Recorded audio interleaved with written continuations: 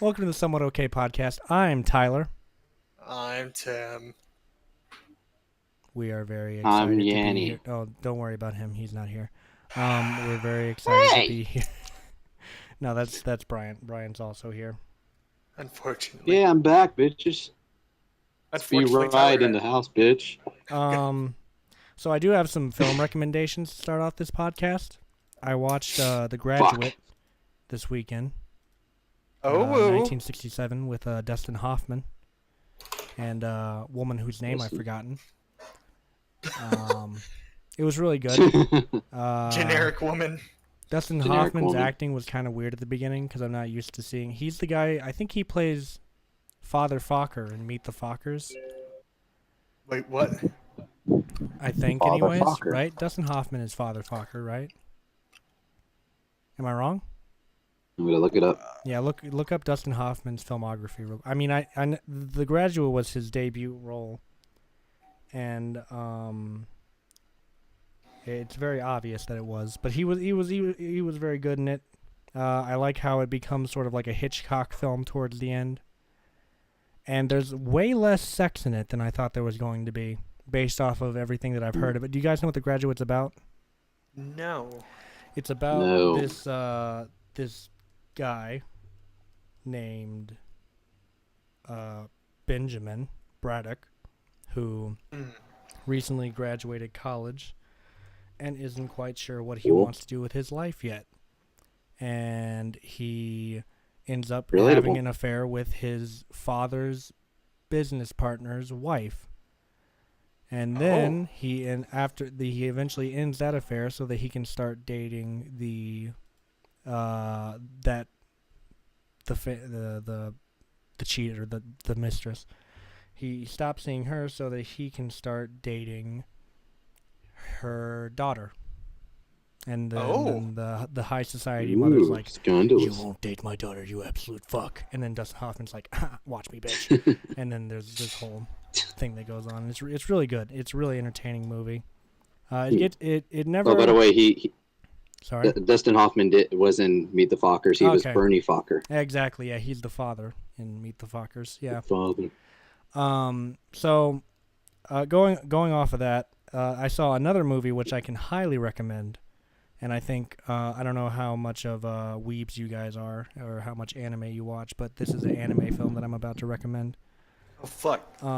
It's called The Night is Short, Walk On Girl, and it's from the director of Devilman Crybaby, or whatever the name of that thing that everyone obsesses over. You sent me the review for your review.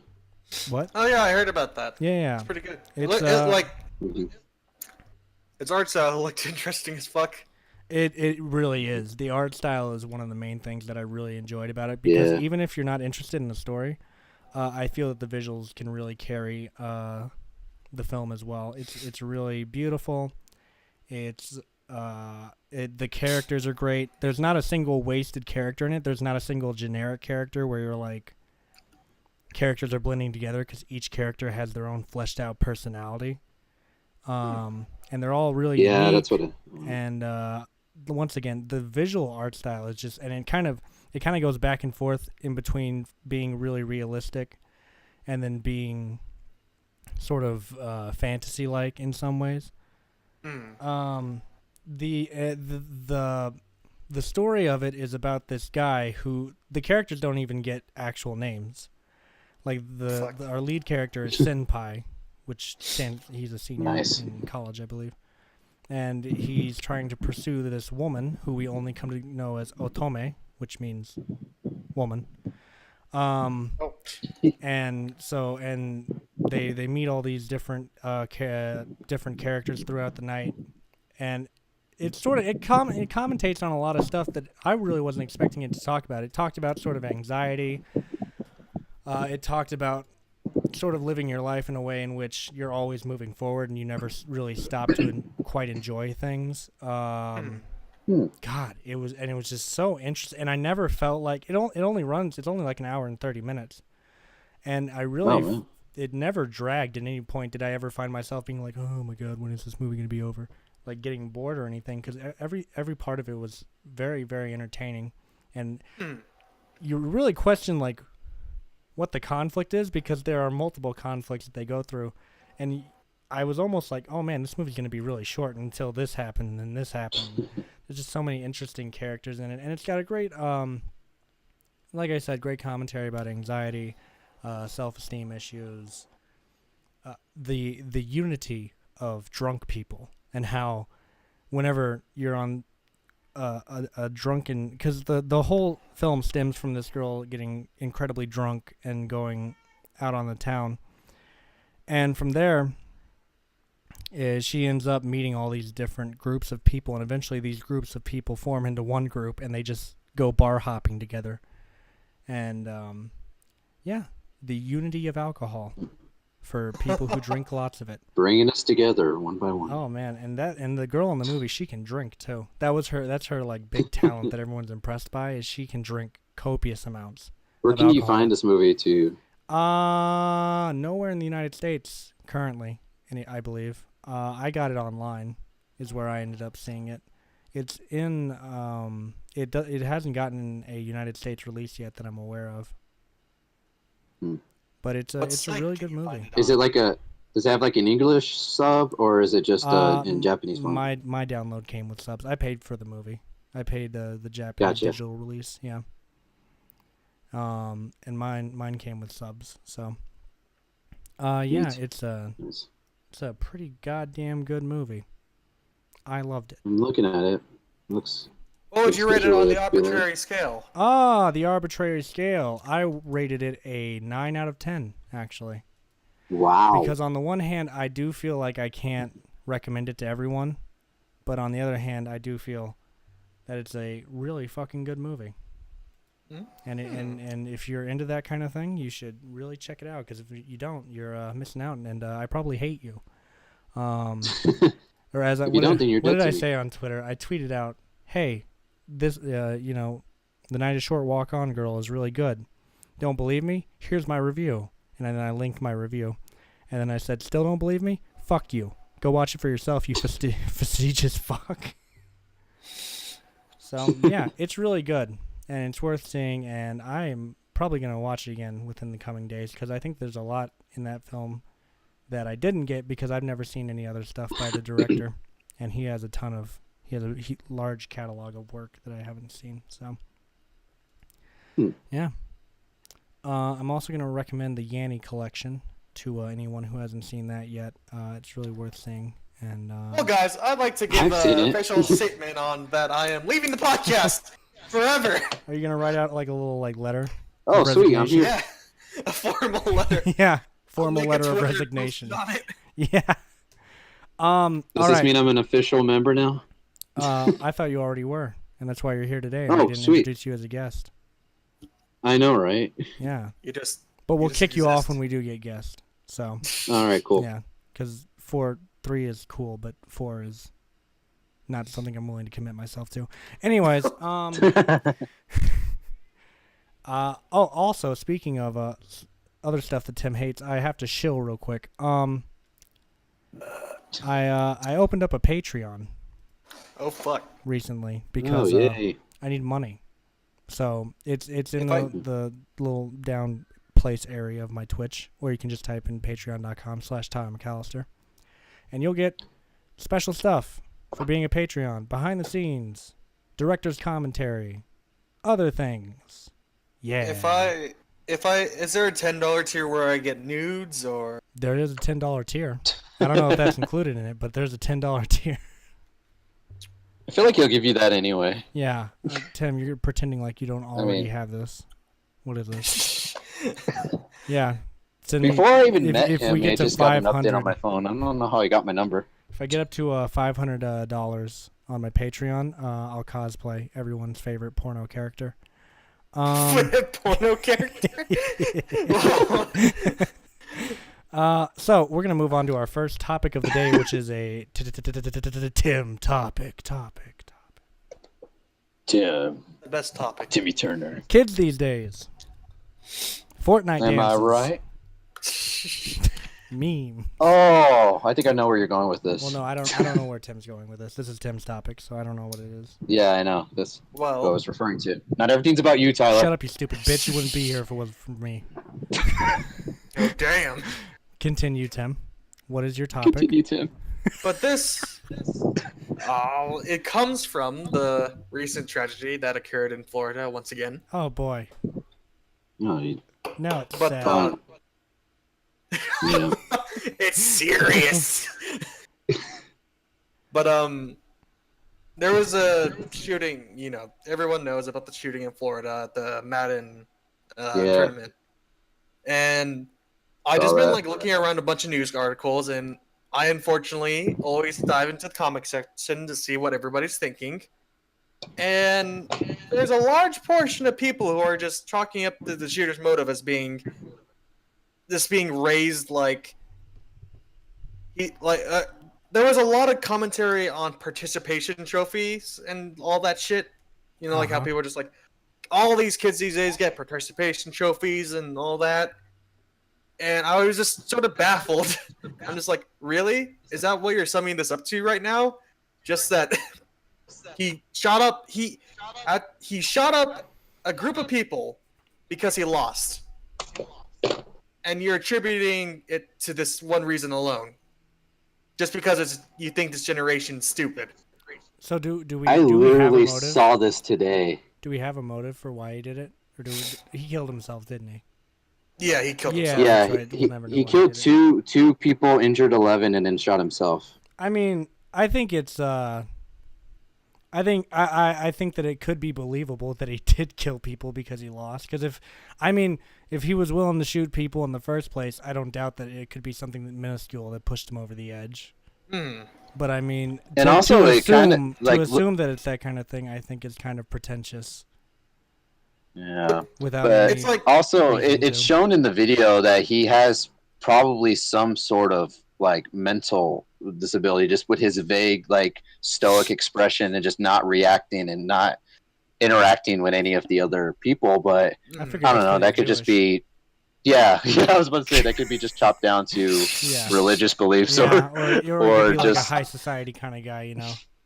Well, yeah, pretty much. So it's hard to tell between that place, you know. I'm not sure of the validity of this, but I saw like there was like a Twitter, like his Twitter feed apparently, and he like he was really vocal about how he hated people and shit. So he looked like he hated people. Well, I mean, I do that, so that's not it's not proof enough. Yeah. Well, no, like he's like making like comical. the most. He makes like threats. He's not trying to like. He's not doing it ironically or any shit. He's just like, I want to go into this place and just murder everybody. Like those types of tweets. I've just gotten to the point where anytime someone does something like this, I just meme the hell out of them. Because they're looking for like notoriety and news coverage, right? And to be thought of as like, oh, look at this poor, dark, depraved individual. I just make him into a fucking joke. Because that's exactly what they wouldn't want to happen. Like, what was the hell was that name of that one guy? Randy Stair, I think. He was formerly a YouTuber.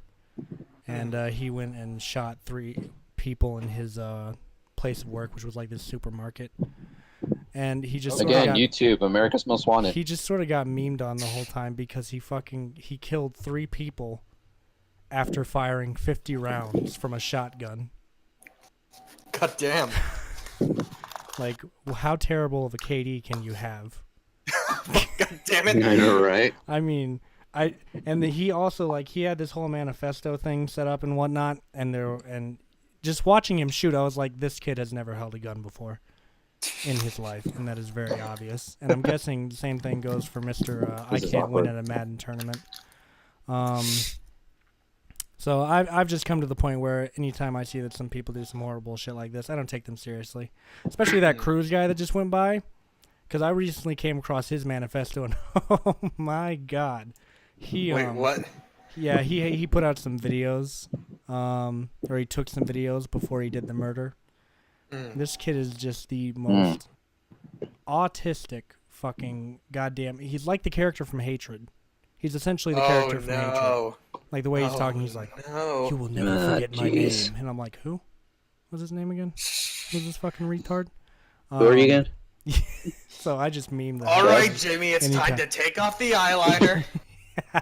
All right. No, I mean the absolute Like, hell out in a of minute, man! mass shooters. They are fucking retarded.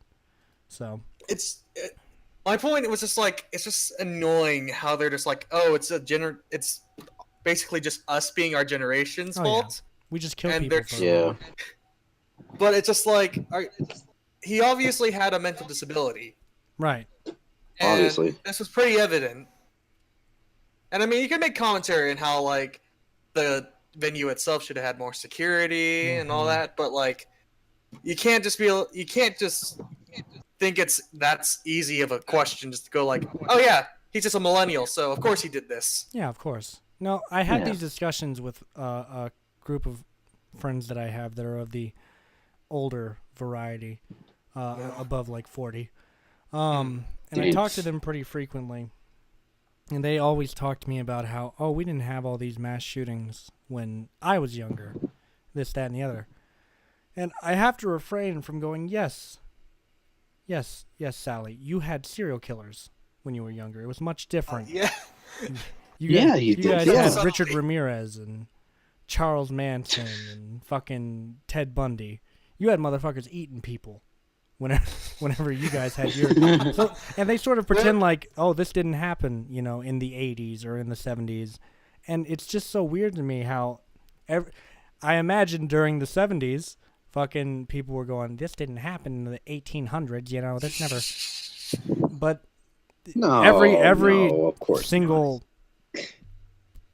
period of life where humans have existed, and even before humans existed, there was violence. Violence has always been a thing. It's not a new trend or anything. Yeah. Criminals... It's not a meme. It's not easy to be a serial killer now. They're just like, you know what I'm going to do? I'm going to go out and shoot multiple people because it's easier than being a serial killer. Because to be a serial killer, you actually have to be good at something. You have to be able to get away with it for a successive amount of time. Like the Zodiac Killer, for instance, who I swear to God, he has written a book and it's going to release as soon as he dies. Oh, fuck. As soon as the Zodiac Killer dies, he's going to release a book. So keep an eye out on Ted Cruz for when he passes away. I guarantee you he's got a dead man's lock. Damn. Will he have an audible release? I hope so. That will be the first audiobook that I will listen to the day after Ted Cruz dies and he puts out his Zodiac Killer book. Speaking of senators dying, John McCain died recently. Yes. Yeah, I heard about that. How about that? Unfortunate. I actually Things happen. All his final statements I agreed with, even though he was pretty hypocritical as a person. Mm-hmm. But at least in his death, he tried to promote like, hey, just because we're on opposite sides doesn't mean we need to be at each other's throats. Mm-hmm. I like John McCain. And I'm not. Yeah, he was all right. And I also hate the people who, whenever they would go to be like rip John McCain, they have to preface their statement with, I don't always agree with him, but rip John McCain. It's like, how would you like it if when you die or anyone you love dies, someone's like, you know what? I may not have liked him very much, even though but rip him. I may have thought he was a political cocksucking piece of shit, but rip him. It's so fucking... I don't see the point of, like, going to, commemorate someone, but then being like, let me put my politics first before I tell this guy to rest in peace. Because, obviously, my politics come before this man's death and his family dealing with this man's death. This is why I just don't discuss politics in general, because people are such pretentious pricks about it, Like, no matter what, if you're with them, they're always against you in any way, If you don't fully agree with everything they say, then they're like, oh, you know what? Exactly. At your throat. I remember. Yeah. Like his there was like a statement on what he wanted to be known as at the end, like as he before he died, and I gotta be honest, that this like somewhere in the void that was in my chest got like heartstrings pulled because he was just like the void. Yeah, he was just like, because there was like an interview and he was just like, I just hope to be known as an American servant, and maybe, hopefully, honorable, sort of attached to that name if I do good enough. Hell and I was just like, oh, why you gotta be so sad? Damn. Stop beating heart. Stop it. So moving on from dead senators, sheltered. Way to start the podcast off with a bang, man. Tim's next topic, sheltered. Oh, all mine is just commentary. Yeah. This is your all part mine of the is podcast. Social commentary. But this You have a lot to get off your chest. This is just a prelude to our what will be happening later into our little event. Oh, right. You know, wink, wink, nudge, nudge. Yeah, there's a radio play going on later. Go on. God damn it! What? But it's in the title. It's not real. This is more like directed towards the person who authored the radio show. Okay. Or Go on. What's wrong with It's just because we all know tons of these people, and there's varying degrees of how like these people can function. Some can act pretty decent, then some are just they go on a bit too long. You're just like, oh no. Right. But Yeah. This is one of those cases, you think? yeah, it's a sad state. I'm not sure if it's just like the area we're in, but there just seems so many cases where there's somebody who's been coddled and just sheltered to the point where they don't even know how to describe basic human interactions. Uh-huh. And everything they like try to make or like they try to, put out there. It's just like, okay, what happened? Were you locked in a closet for the majority of your adolescence? I mean, yeah, but that's beside the point. Oh, that explains a lot. Yeah. Go on. But I mean, like, off the top of my head, I know there's like 3 different people who fit this, and they're all on this podcast. There's one. I just bet you, man, and you already have a view of me. I mean, you already started in Tyler's film, so... Yeah. This is a lot, huh? Needs to know. I've been like in, 6 or 7 at this point, so... He already has my soul. Yeah. Damn. It's what keeps it's in a me jar. alive. Shake. Is it a nice When jar? you shake it, it glows. So are we going to talk about sheltered adopted children or not? Yes. That's what we were talking about. So sometimes they don't even need to be adopted. That makes me think of. I think I talked about her on the last podcast, didn't I? Where the girl had made up her own monologue. Oh yeah, yeah. It was like from Supernatural or some shit. Mm-hmm. Oh yeah. I was like almost clapping every time she paused because I kept thinking it was over, and she kept on going. And I was like, "Huh, that's crazy." Although that in that sense, I see it more as like how fan fiction is just sort of viewed as a whole. Yeah, yeah. To be honest, Pretty much. Or DeviantArt. True. Yeah, DeviantArt has visuals. I was that's a bad thing. watching. Has anyone ever heard of what's his name, the Medicare guy? Anyone? The who? Medicare. I'm sorry, what? Medicare. Medicare. He's a YouTuber. Nope. He covers pretty cringeworthy stuff, and he has a series called Deviants where he looks at the weird shit on DeviantArt, such as inflation porn and stuff like that, and like the weird fan fictions based around like Five Nights at Freddy's and stuff like that. Okay. Yeah. It all makes me so sad, yet I can't stop watching it.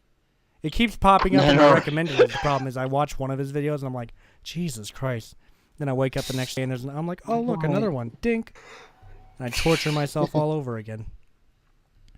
It's truly a spectacle. You go to bed screaming. Oh, I did that before I watched his videos.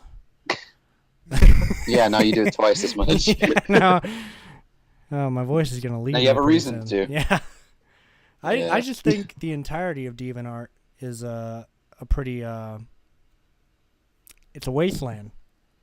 So, yeah. It's like if we nuked a website. It's the apocalypse, and it's where all the people with pent up sexual teen repressions. angst. Speaking of which, speaking of people like that, have you guys heard of Jonathan Ross at all? Or is his name Ross Jonathan? I don't know the guy's fucking name. Either way, this guy basically came out and was like, yeah, I look up pictures of kids naked in bathtubs on a live stream. On a live stream.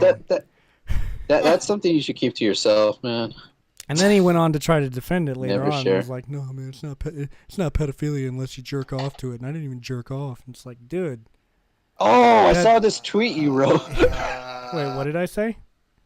Did you? Were you the one that had a tweet of this, or was it somebody else? I don't know. I don't Someone think I tweeted tweeted this about it. exact quote.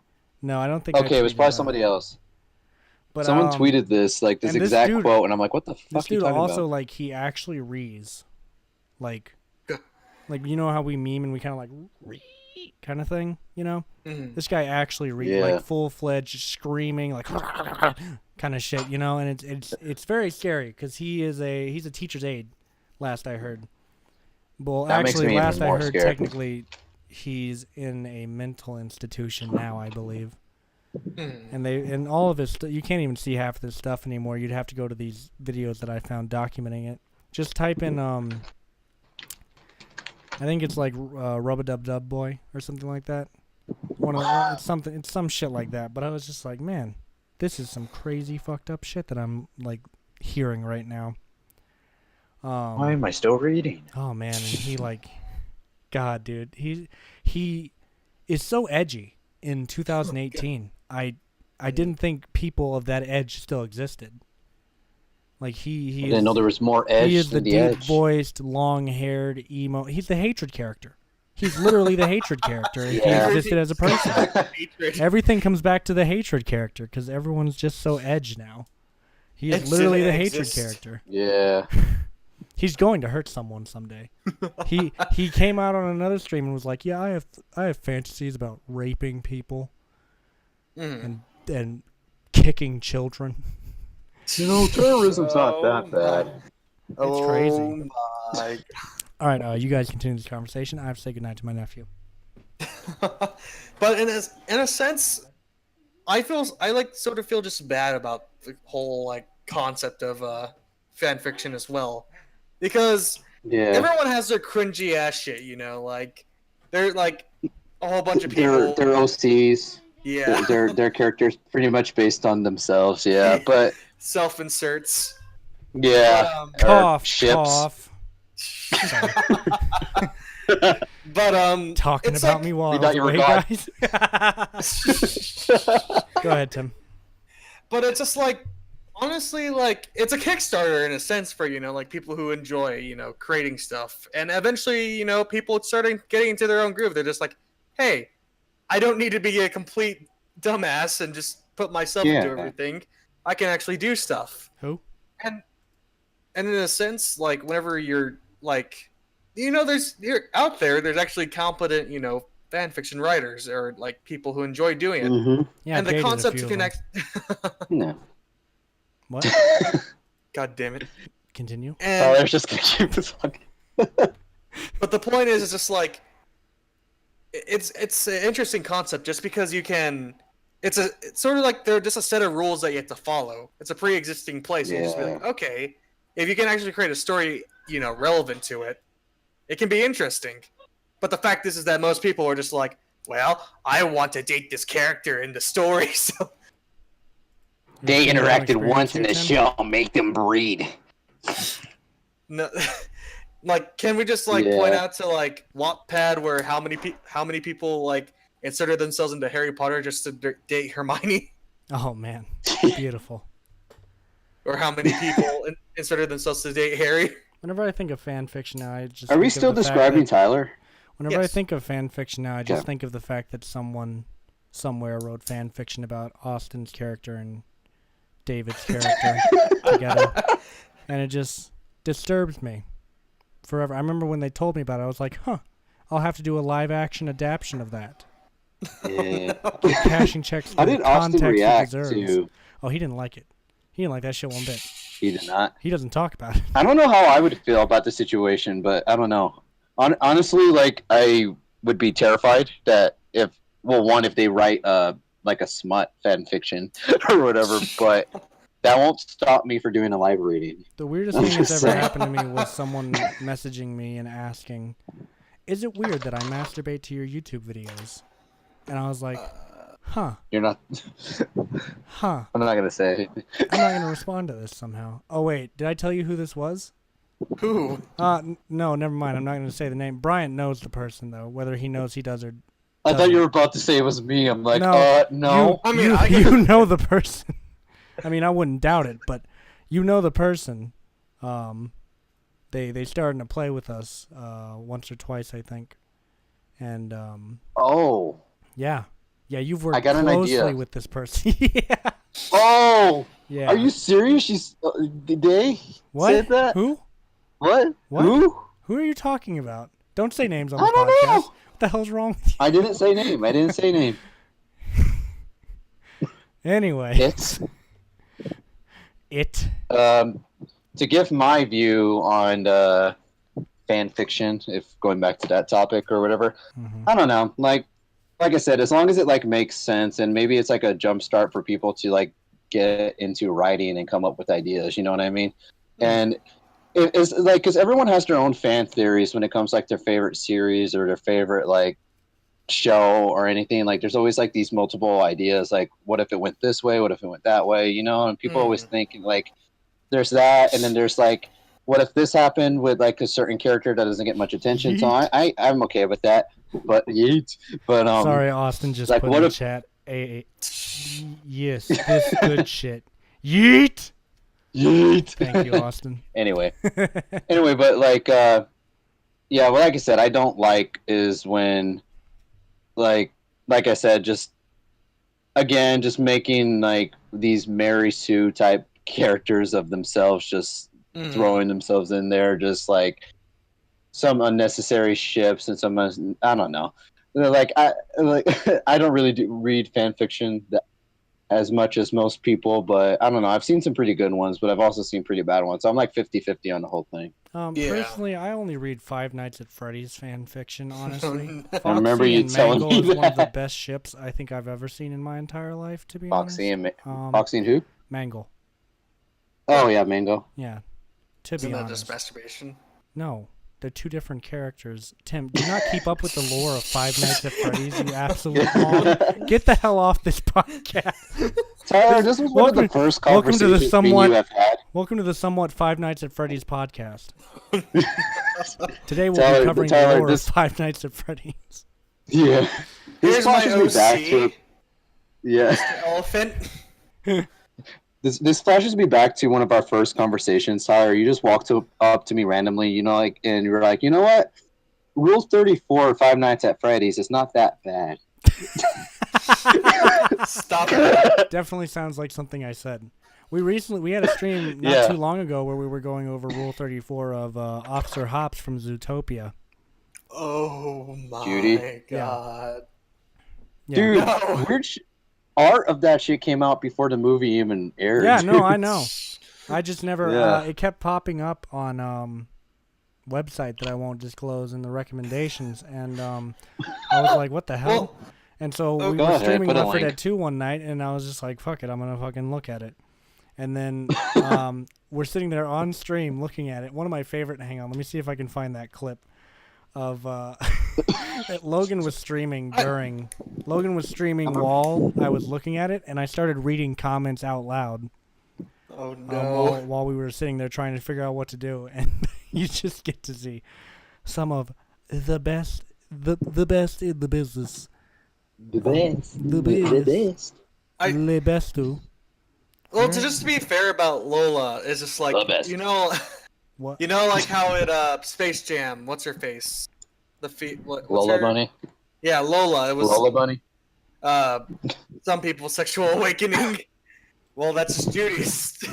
Judy's for a new generation. For a new generation. New generation of furries. Dude Man 12 for having his more. All right, hang on. Let me pull this up real quick, and we'll watch it in Discord. I'm pasting it into the chat. Oh no! Let me know when you guys are ready. Oh God. This is probably one of the best moments, I think. Let me know when you're ready. Second. Hold on, it's loaded. All right, I'm ready. So am I. All right, a three, 3, 3, 2, 1, go. Dude Man 12 for having his morals straight. Like, he knows what he wants in life. All right, see if you guys can join me in 2 seconds. All right, this dramatic pause. Here it is. Horse fucker 17 comment. Jesus, man. Now he has no problem with being furry. Sexy dude, man. Horse fucker. Ooh. And the other one, it doesn't really the audio doesn't come through enough, but basically we're sitting there again and I'm still reading comments and one of them goes something like, yeah, I'd love to be inside that rabbit's title. They don't say fucking like rabbits for no reason. The comment went something like that. I'm pretty sure. I feel like a lot of people have been saying that because even the guy from Honest Trailers got a little weird with the with the whole thing. Mm-hmm. I don't know. He was just talking about fucking her, and then he goes like, "Wait, does this make me a furry?" Oh no. Yeah, one of the comments in those clips was like, "Does this make me a furry? I don't really want to be one, but I think that this would qualify me." So it was just a really well thought out Pornhub comment. It was very strange. Anyways, so moving on from lay shelter to lay getting sick. Oh Too no. late. Brian's topic. Hello. I get sick with nausea on a daily basis. Yeah. So basically, I just wanted to talk about like I don't know. I feel like most people lately have a story of when they've gotten sick at the worst time, or maybe it's just me. I don't know. Oh no. But like I don't know, whether it's like you're at school and then you're feeling like crap and then you puke on your teacher or some shit I or was whatever. thinking of a much worse situation where that would like you're Yeah. you're laying into a girl You're on and a then you date, puke you're making all out over and- her. Yeah. But that's stuff like some that. people's thing, you know. Maybe Some maybe, people are into that. you know, Going just back to don't fan tell her. fiction. Just try it out and see if she likes it. Just throw up on her during sex. Some people love that kind of stuff. And Why? Not speaking Anyway. from experience. Disclaimer. Go on. Tell your story. I don't know if I want to. Anyway. Okay, but I actually got a story of when it happened to me. This is back in my senior year of high school. I'm doing a one-act play, and we have this thing called Fine Arts Night to Shine, and it's where pretty much everyone in this is basically where everyone gets to show off in like the art committee and the band, the choir, the one-act play. All show up, show their pieces, and perform and everything. And at the end, the finale, everyone goes into the theater and watches the one-act play before they go off into, regionals and all that shit. So basically, I didn't get the lead in the play, but I was like one of the main characters, so I'm on stage quite a bit. But a week prior to performing, I get bronchitis and strep, and it just keeps getting worse and worse at this point. It got to the point where I got pneumonia, and I'm already off of school. Basically, the doctor told me, okay, like I went to the doctor on Thursday. He says, okay, don't go back to school till next Thursday, and if anything happens, come back. And but that Friday, I have a performance, and I'm one of the lead characters, and I didn't want to just cancel, so I figured like, okay, I'll tough it out. I'll be fine. So I decided to go to the performance. I'm not saying anything at all because I'm like very hoarse. My voice is like very like raspy. Like I'm talking like Jack or whatever, just basic Marshall. Basically. So I'm trying not to talk or project my voice as much as needed to, and I let my instructors know, and they're like, okay, fine. So I'm just chilling in, putting on my costume, getting the makeup ready, and as I'm performing, I'm doing okay for the first act, but once it gets to the second act, there's one part where I'm supposed to come out and announce like this huge monologue. Because basically, my character is supposed to like express his love towards this female character, and I'm supposed to do it in such a dramatic way. And I completely lose my voice during the beginning. I don't know if this play's probably on YouTube, by the way. There's probably a clip of it somewhere. Just if I can find it, I'll share it. But I don't know. There's one point where I'm just like, God, I'm just like, my voice just, nothing's coming out. So I have to turn dramatically to the right, clear my throat, and then look and then try to get as much out as I can. But doing that, I almost start gagging and I almost throw up right then and there.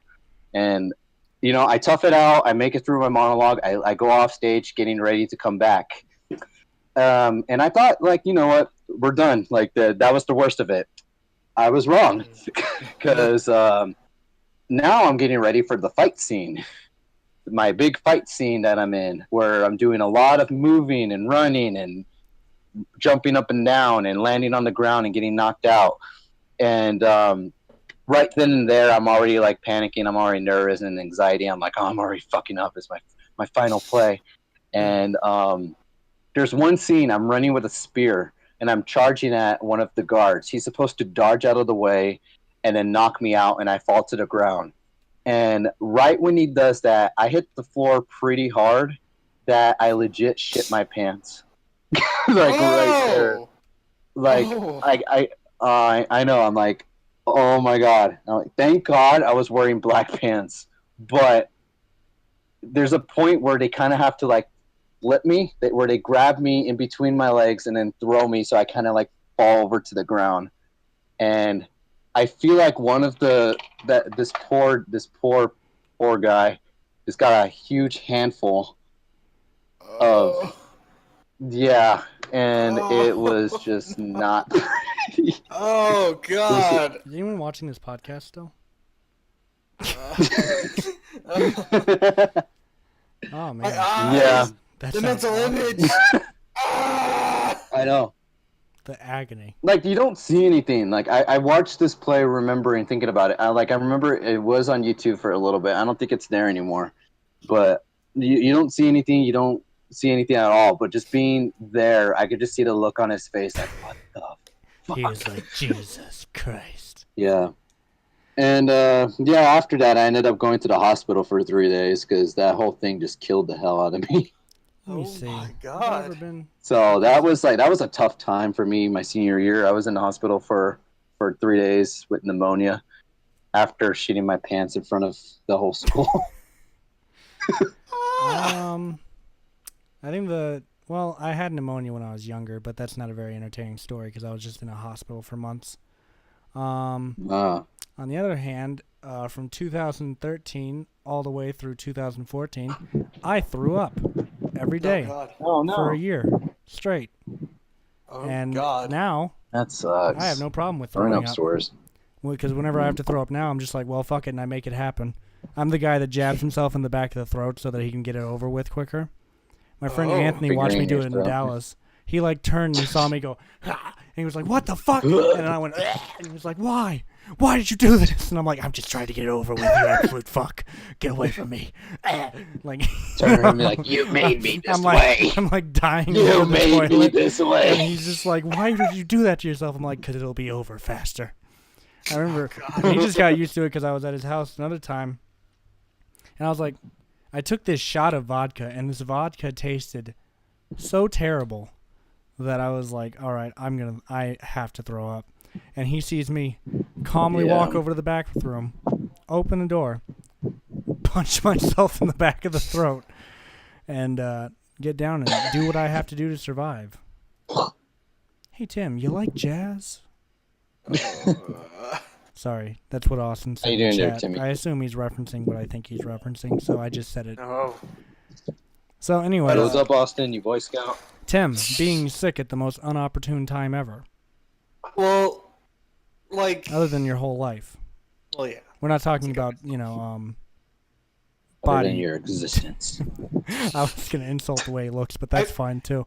Go ahead. I still have this vivid memory from elementary, where you know, like how everyone was in lines and shit.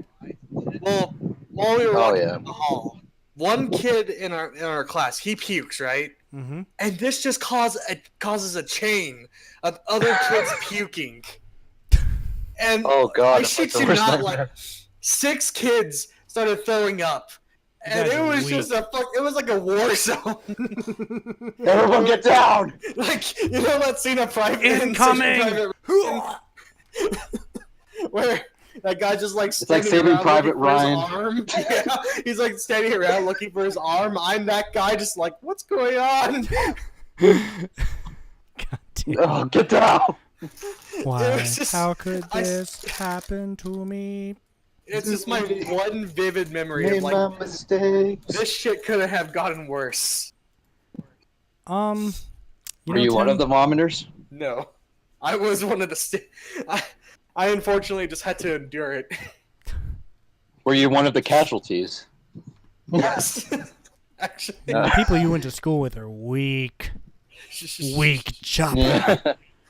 Um, One kid threw up. I remember in Excuse me. first grade where one kid threw up, but it came out in sections, and he was like, he had the most blank face when he did it. It's like, that's me. That's me. That's how Yeah. I do it. I just straight face it. And he was I'm like, this wait, has to happen now. one more. Oh no, I guess it's not. Occasionally, you'll hear me go, "Oh, fuck," while it's happening, but generally, I just kind of get it over Yeah. with. I'm so used to throwing up. You people are weak, Stone-faced. weak, pathetic humans. You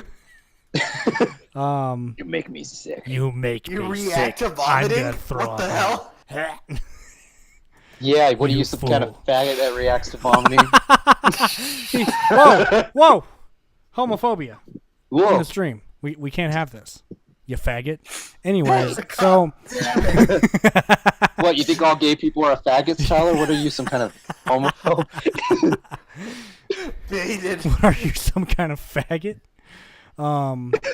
So moving on to your next topic, because that was revolting. Well, you kind What, of brought it up. It's a good segue. You said phobia, homophobic. Well, yeah. What are we talking about? Phobias. What? I have a phobia of I don't know. I just wanted to. Discuss our This phobias. goes back to like a phobias. Are we going the to talk about our podcast. phobias? Yeah, basically. Well, this kind of goes back to a conversation me and my brother had, and one that me and you had, because I don't know. We were just describing like you hear things like going back like when you said homophobia, like that doesn't really make sense right then and there, because like people who are homophobic are not scared of gays. They just don't like gays. I think it's You know what I mean? I've had this Yeah, discussion but- before. I don't think all. I think the term changed, I guess, because I guess a phobia can be like Yeah. a dislike or a fear. Like I think it's interchangeable Mm. nowadays, at least. Yeah. for Or maybe people it's like using a- transphobic, homophobic, etc., Yeah. etc. Or it's a fear of the idea, you know, and just a complete disdain for it. You know what I mean? Yeah. I don't know, but Do you have any? yeah, phobias? but I remember having this conversation. Yeah, me? Yeah, you. Who else in here is called Brian? I can barely hear you. You fucking Well, bitch. that's not my problem. You have this like. Yeah, that is your problem. Talk louder. Everyone else can hear me. You Anyway. absolute mong. I've been doing. How long have we been doing this podcast, Tim? Have you Like- ever had the problem of me going? No. Yeah. Fuck yourself, Brian. Tim, you're on my Dropped side. it. You're supposed to overthrow him. Well, on the contrary, Tyler gets really Tim. loud. Tim, My point is, Timmy. I'm just saying, okay? Timothy, Whoa. Tim Allen. You Timmy now- Turner. Okay, yeah, nah. If you want me to have your back, you're doing a bad job. Brian, what are your Samantha. phobias, though? I looked up mine. Basically, I don't know why, but I have this really like fear of seeing like dead things, like a dead animal, or just like I can't stand like that taxidermy shit, dude. Like Mhm. going to the rib crib over in Clovis, and they have like all those freaking taxidermy animals everywhere. That freaks the shit out of me. I don't know why. Hmm. I've always hated that as a kid. And I'm looking it up, and the word for fear of dead things is necrophobia. Hmm. And I'm reading it, and part of it I can kind of relate to. Like the first part, it says like it's a specific phobia, which is the irrational fear of dead things, like corpses, as well as Right. dead animals. But the second part is where I don't relate to, because it says it's also the fear of things associated with death, like coffins, tombstones, and all that shit, Are which you I afraid have of no coffins? problem with. Oh, okay. No, I'm not afraid of coffins. I was going to draw your autobiography, Tyler. Oh, Artists can That's be an afraid inside of the joke. things they Anyway. make. God knows I am. Yeah, but that's basically mine. I can't, like, if you show me a fucking dead animal, I freaking lose it. Like my cat the other day brought in a dead bird, and I literally lost my shit. I don't know why. I just can't stand it. I can't see it. Like, so that's my phobia. Now Tyler's gonna use it against me in this next film. This throws dead cat at you. That's how you make a horror movie. Just find out what the person's scared of and make that your horror movie. Make them your lead. You need genuine reactions. We're gonna do a found footage film where we just throw a bunch of dead guys at Brian. We're gonna get a bunch of cadavers and just throw them at Brian. And it's ironic because I'm the one that's always dead. Yeah. I wake up in and maybe I've been tapping into that this whole time. You never have to see yourself dead because you knew. die. You knew. I've known all along. What about you, Tim? There's camera. What do you got? Philophobia? Yeah, what's your fear? You know, as much as I enjoy, super, like ghosts and shit, the supernatural. Right. But in theory, like yeah. I am legitimately scared of that shit. Like, it's just something uncontrollable. Like, what are you supposed to do? I don't have a crucifix around to deal with some fucking like poltergeist. Like, for me, my most like deep-rooted whenever I see it on screen, I'm just like, oh, that's stupid. Right. But if this was actually gonna happen to me in real life, but just so you know, like Tim, the glowing... it's called phasmophobia, by the way. Oh, phasmophobia. Yeah, fear of ghosts or phantoms. But, I figured you'd have philophobia, but I guess that was just me. What's that? The fear of love. Oh, actually, to a sense, you're not wrong. Well, there you go. How about but, that? Is it like fear of commitment or just love in general? I think it's love in general, right, Tim? Yeah. Yeah. I'll touch on that one. Okay. But, love you, Tim. Just God damn it. But like just seeing like two glowing eyes, that shit. I get anxiety just thinking about it. Just like if I just like wake up in the middle of the night and I look out my windows and there's just some just two red dots just like staring in my direction, I'll just be like, nope, I'm not dealing with this. This is bad. We're just going out at night. Scary in general. It's just for me. This is I would freak the fuck out if that actually happened to me, and I had no idea what it was. Mm-hmm. It was me. And fuck if it was like an immediate if I just walking down my hall, or I was just walking down my hallway, and at the end I see glowing pair of eyes or some shit. I'm just like, yeah, no. Yeah. They're like, hi, Tim. Is that all of them? Remember me? But in the sense of the whatever you were saying about love and shit, philophobia, both starting with P's, Phasmo and Philo. Very nice. Commitment, I don't have an issue with. It's not a hard thing for me. It's just the fact that you showed up to the podcast. It's just the thought of the the concept of love in a sense. Mm-hmm. This is so many angles and things, and I'm just it gives me anxiety about it. I'm just is this I get sad, I want a relationship and shit, but then a part of me comes up just well, if this happens, then this will happen, and then everything will happen. I'm just no. What happens if she cheats on me or something? It's just That's just me in general with anxiety and shit. You're just always the worst case scenario that pops out every so often. But I mean, for me, it's just those two specific areas in a sense where I'm just all I can think of is just oh fuck, something's gonna go wrong. Yeah. Wow. Interesting. Tyler, tell us your darkest fear. Yeah, you do. Well, actually, I have panphobia. The absolute fear of everything. Oh. Everything scares me. I see the That's a good possibility of twist. You harm went from having everything. no fears to all the fears. See how I turned it around? No, I'm afraid of everything. Yeah. That's why it's so easy for me to stay inside all day, because everything scares me. I have every possible fear you can imagine. I'm scared of everything. Childbirth, disfigured people, telephone calls, technology. The number 4. Sudden bird attacks. The Jews. Yeah. Huey Lewis in the news. Workplace. Communism. The color yellow. Strangers. The word Holes. yellow. Wood. Worms. Firearms. Season 2 of Keyboards. Friends. Acidic acids. The Vitamin Golden D. Girls. Water. Betty White. Heat. Lux. Dreams. Tim Allen. Snakes. Steam. Tim. Hospitals. Especially hospitals. Especially Twitch. hospitals. Yeah. Cooking. Patreon. Bees. Yeah, go to my Patreon, by the way. Bees. Continue. God damn. Good segue. Hey, have you guys heard have you guys seen the phobia of fear of long words? Yes. Oh, yeah. Yes. Who's the asshole that came up with that?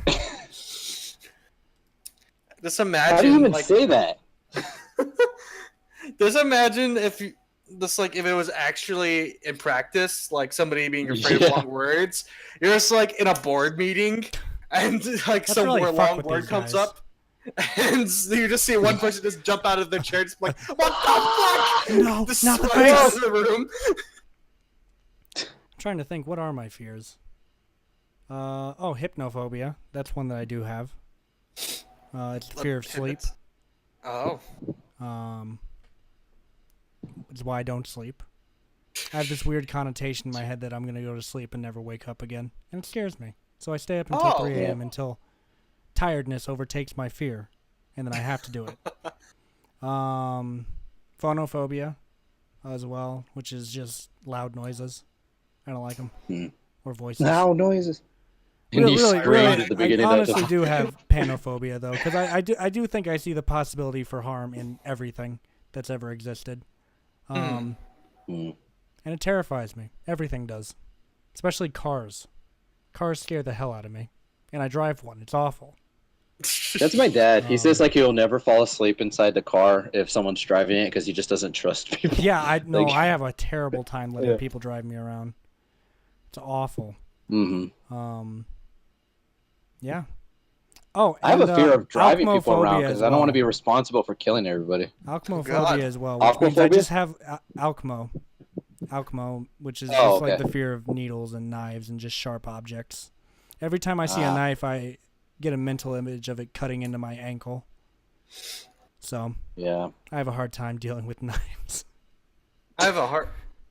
I dislike the idea of being like trapped somewhere underground. Oh yeah, that's also terrifying. So you Oh, wouldn't, buried like you being wouldn't buried do, alive. You wouldn't do well in one of the vaults from Fallout, then? I take it. Yeah, like not like being buried alive, but like if I was like walking around somewhere, that would just make me even like more nervous. Like you Yeah, can I bury have me alive, claustrophobia. but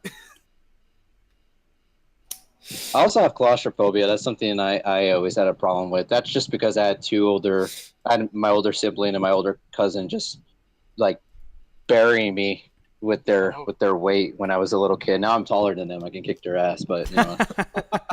Get him, But, Bryant. but back when I was Mini Bryant, and I was the teddy bear of the group, and everyone would just like. This is why I don't like hugs. When people try to hug me, I'm like, get the fuck away from me, because I don't like get out of my personal space, because I'm claustrophobic, dude. I can't do elevators, man, or just like. Another thing I don't like is like I always have this fear of drowning, you know. So I don't really go to big lakes or whatever.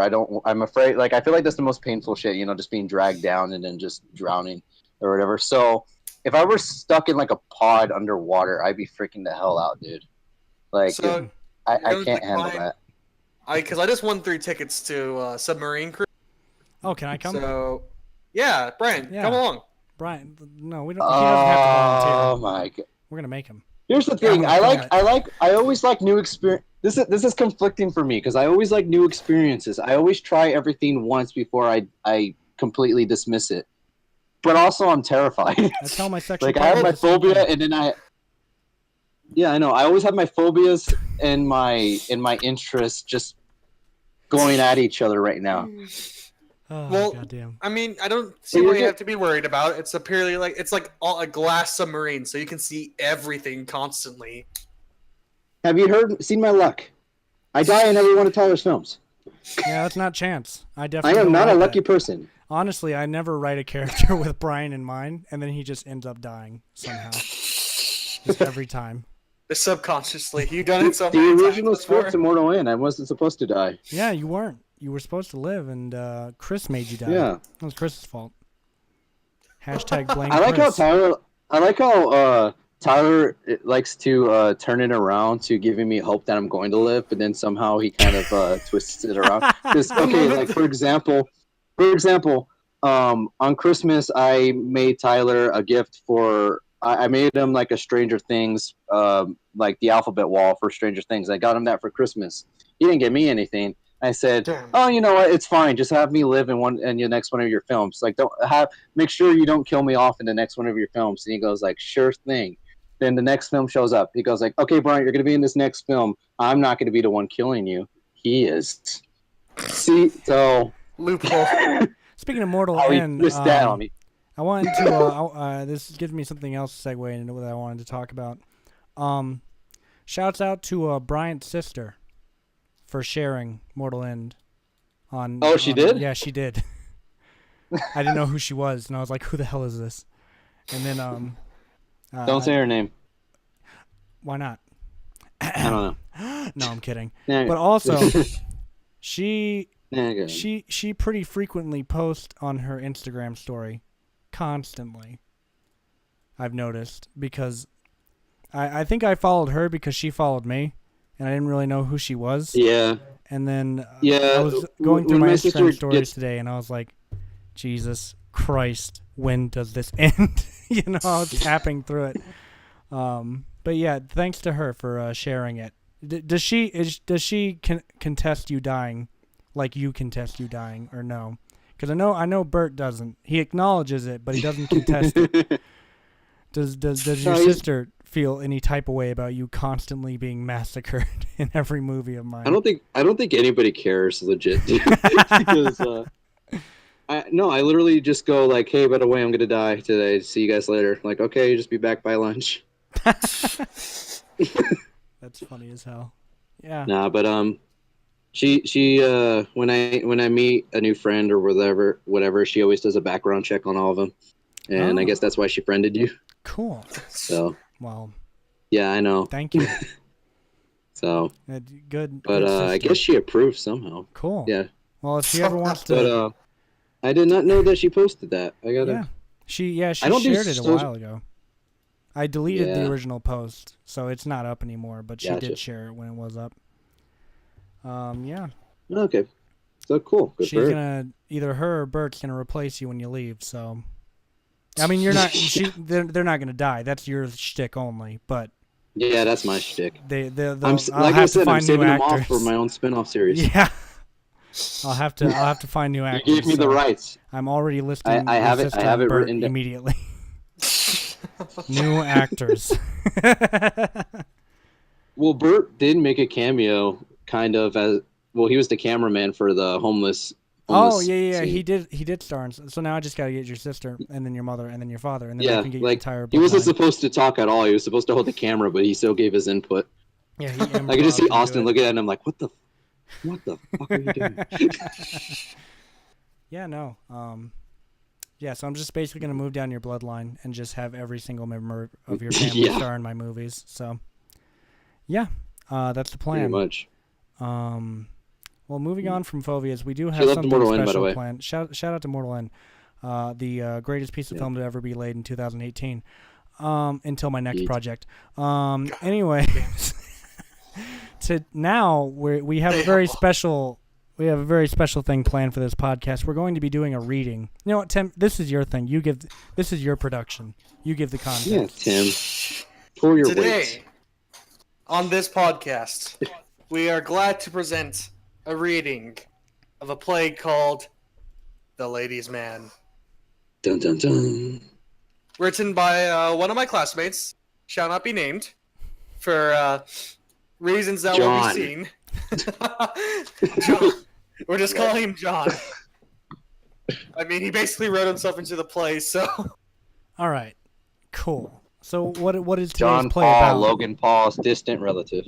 What me is today's play about, Tim? Turn on my light for this. Oh my God. This fucking guy Oh has a God, natural it's getting script. serious. Oh man, he's directing, Oh my dudes. God. Watch out. But the basis of this play is young love and Aw. the Is that what you call it? tribulations. And the tribulations of balancing your love life with that of your friendships.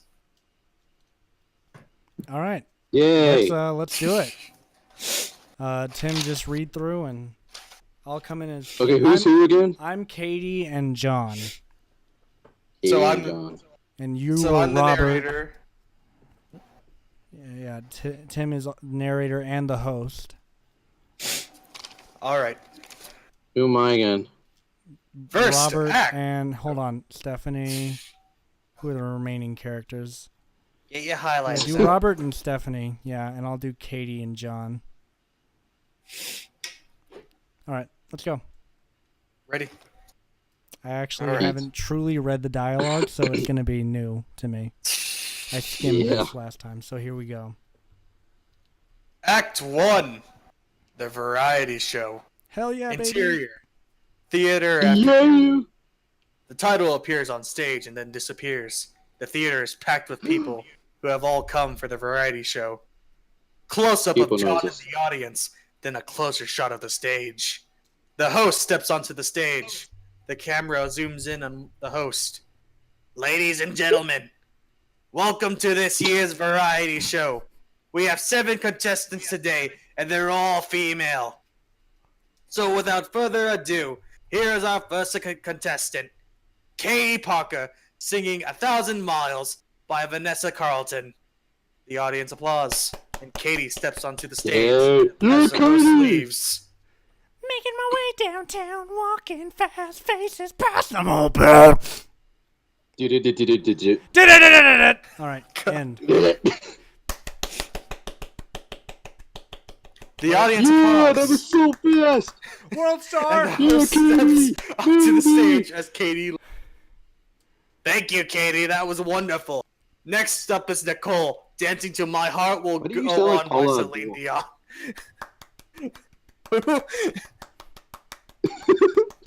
The audience applauds, and Nicole steps onto the stage in a ballerina outfit as the host leaves. The audience applauds, and the host steps onto the stage as Nicole leaves. Nicole, I love you more than Katie. Thank you, Nicole. Next up is Emily and Chloe singing Mamma Mia by ABBA. The audience applauds. No one plays. Emily these and people. Chloe step onto the stage Yay. as the host leaves. These people don't get voices. Continue. Basically sings 1,000 Miles. Yeah, mama. John and the audience applauds.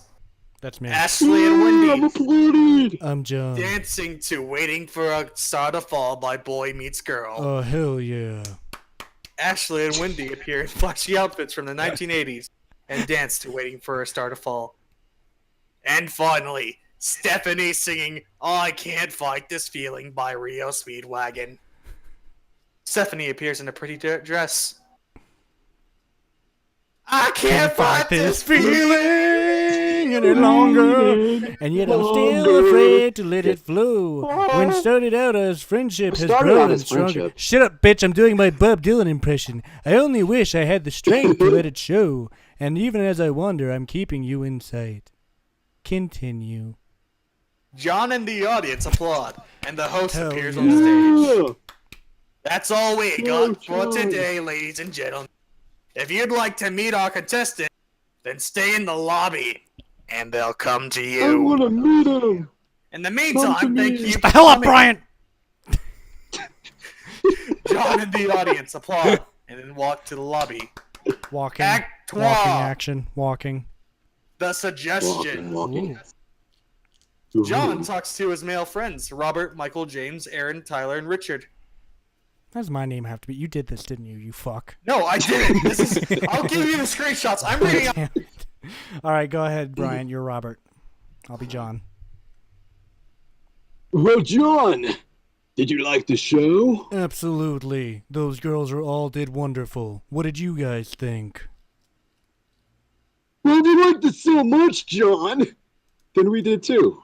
Right, guys? Yeah, Yeah, pretty yeah, much. Yeah. I didn't like it that much. Shut up, bitch. No one likes you, Aaron. Fuck you, Aaron. Fuck you, Aaron. Well, I think it's time we all went home. Ready to go, John? John sees Katie, Nicole, Emily, Chloe, Ashley, Wendy, and Stephanie in the lobby. All at the same time? I'm Wendy. Just like in line? Okay. You guys go ahead. I'll meet you in the parking lot in just a minute. Very well, John. But not too long.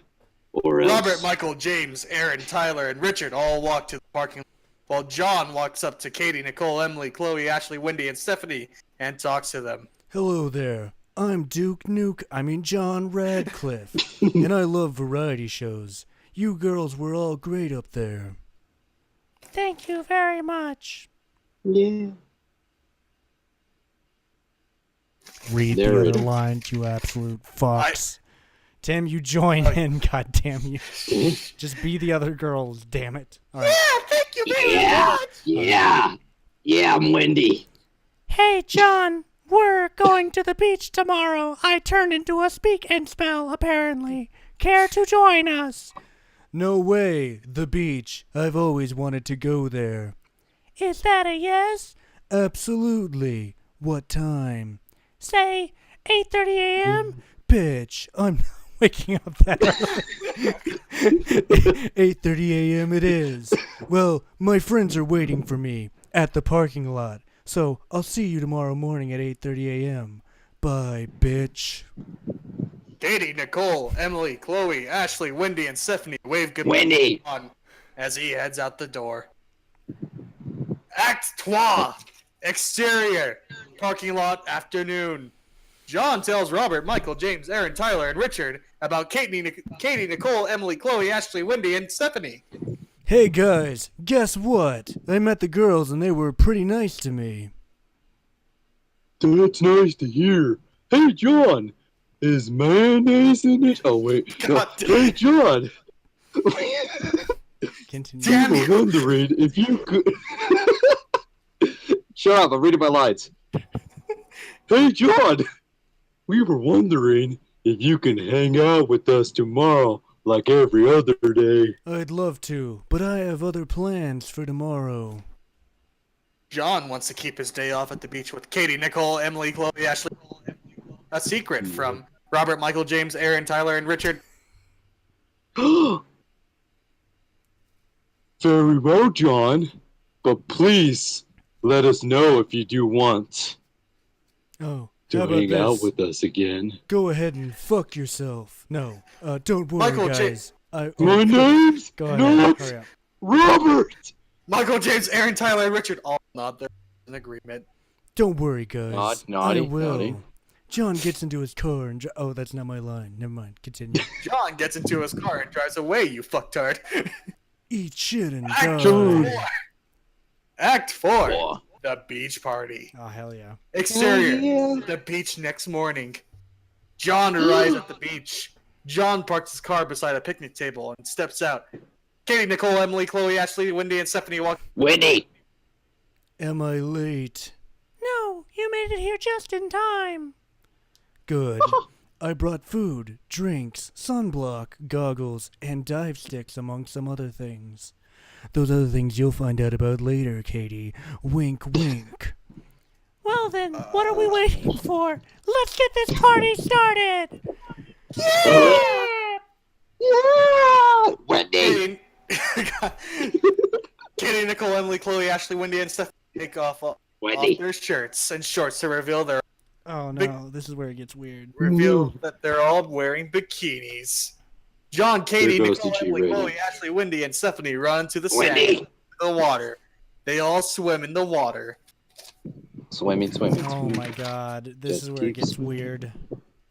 One by one, John sneaks up behind the girls and surprises them by wrapping his arms around their waist and tickling them. I wouldn't have taken this fruit roll if I knew it was some weird kinky shit. Damn. Wendy! Then they all get out of the water and dance on the sand. It says Act It 5! says Dace dace on the here, sand. Yeah. Okay, Oh, get dace it here. right. What does Well, dace yeah. mean? Can I get an author's note? Narrator, are you? I fucked up. Continue. Act Days. 5. The unexpected surprise. Suddenly, Robert, Michael, James, Aaron, Tyler, and Richard arrive in Clara. Guys, what a surprise. Wait. Is this what you were planning today, John? Not originally. I wanted to hang out with you before we went to the variety show, but then the girls told me they were coming here and asked me if I wanted to come too. And I will be coming, if you know Shut what I'm the saying. fuck up! Look, why didn't you tell us before? You were spending your second day with the girl. I'm slowly losing my voice. Why didn't you tell us before that you were spending your second day with the girls from the variety show? Yeah, why? why, you fucking Yeah, cocksucker, man. motherfucker? Fuck you! Because I I'm thought Aaron. you would be jealous because I've never hanged out with any girls before. And they're ugly. Female? Nani? Sandy's a girl? Omaewa, mo, shinderu. Oh, man, I'm Well, now that you've told us the truth, we are not jealous. Do you mind if we join the party? John turns to Katie, Nicole, Emily, Chloe, Ashley, Wendy, and Stephanie. They all nod their heads. Sure, Nodding, why not? Wendy. The more, the merrier. I came here. Alright! Is that the end? You're too slow. Robert, Michael, James, Aaron, Tyler, and Richard change into and join the fun. And that's it? Finn. Okay, so I just have a question. Join us next time on Dragon Ball Z. I gotta get the author's perspective here real quick. Okay. So when John ditched all of his friends to be with, was he going to fuck all of these women? Was No, that you his plan see- previously? He's too pure and have too much good intentions to try to have sex with them, Tyler. He just wanted to have some good That Christian sounds fun. like a load of bullshit. Like I ship John jumping and up behind Katie. them. They're really perfect for each other. I ship me and any I woman. ship John and Robert. Damn it. Their roles were really uncut. They needed I think Have everyone they're- fuck everybody. Yeah, just a just mass one big orgy. Yeah, just a pile. mass orgy in the pool. That's the Yeah, end. just That's one how big it fuck ends. pile. Damn, you're ugly. I just like to highlight some points though, Okay, highlight some points for me. because there's always. I mean, it's perfect as it is. What do you need to change about it? Well, no, I'm not changing anything. I'm just highlighting some Oh, interesting gotcha. points. But we have the infamous John sneaking up behind the girls Me. and tickling Yeet. them and wrapping his arms around them. Gucci, Gucci, goo. We have the single. Oh shit.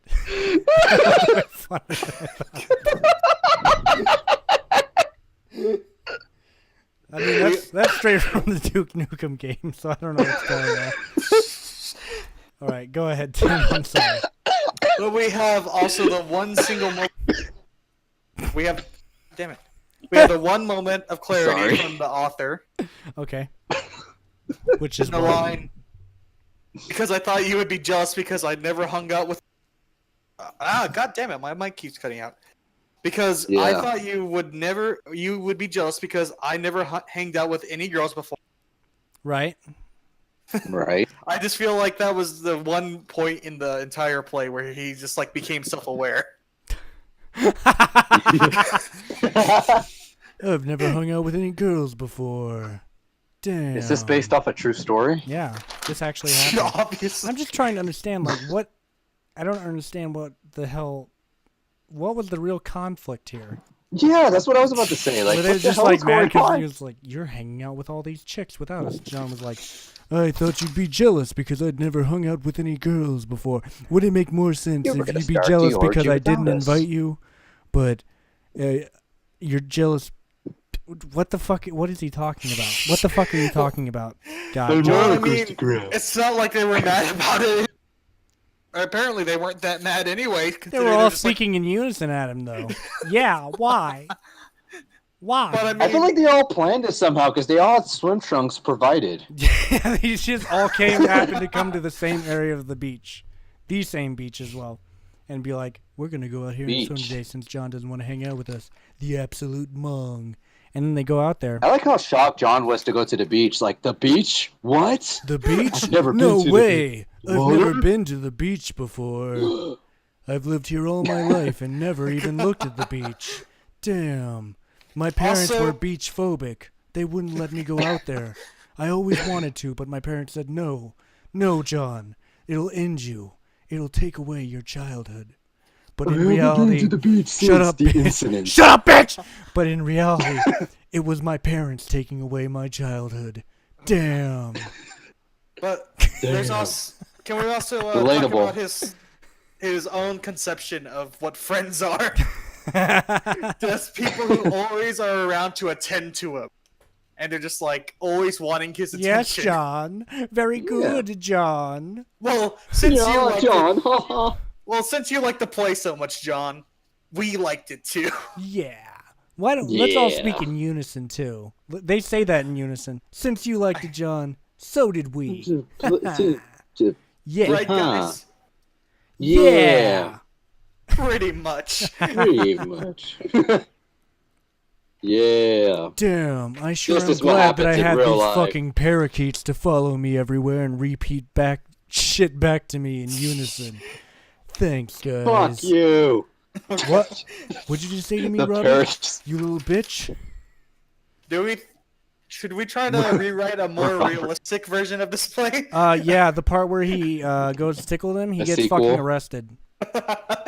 Yeah, They're all like, and then he all like 14. after he gets arrested, he breaks out of prison to exact his revenge by tickling them to death. Oh fuck. Yeah, and he gets a few. and then Robert shows And up. Robert's like, "No, John, you can't do this." And he's like, "But I want to tickle them all, like Pokemon." And he's like, "No, And then John, you have Robert's to like, stop with the "So pop what?" culture references. They don't even make sense anymore.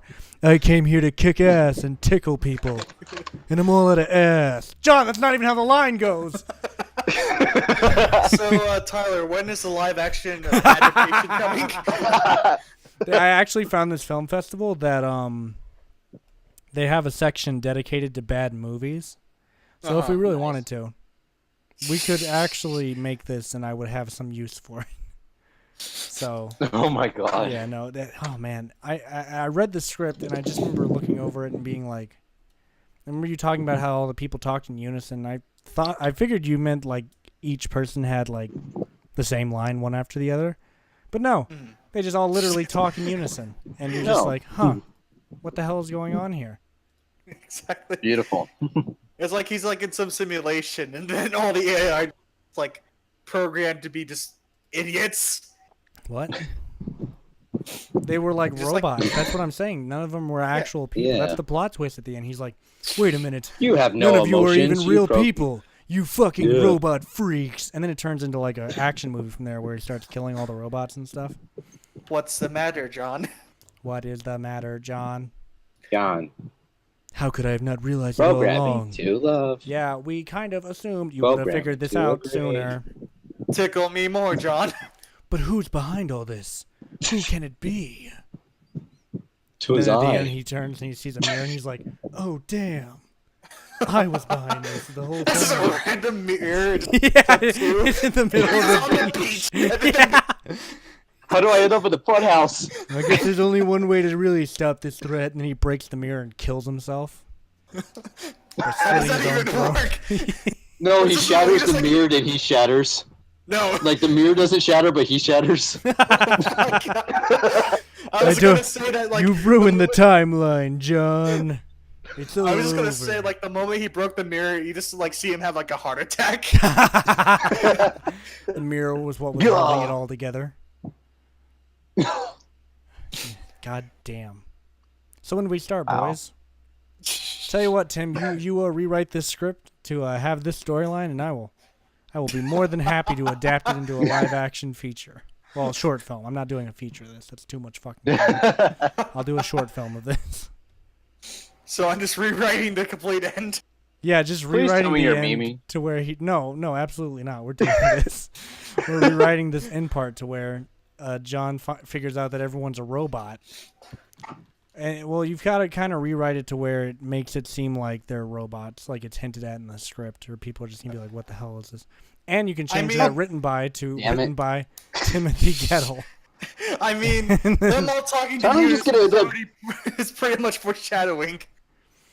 We're just gonna end up cosplaying. Tyler's gonna be Duke Nukem. I'm fucking Patrick. Damn, you're one ugly starfish. No, they all have to be. No, they everyone dresses normal, and John's just like this really badass character who's just like he's got all these one-liners and shit. And I'm the who retard. finds out that everyone's an alien. No, you're a robot. Everyone's a robot at the end, and so he finds, sweet. and even his best friend, he's like, "Damn, I was so lonely. I crafted a group of people that would like me. I even crafted my best friend, Robert."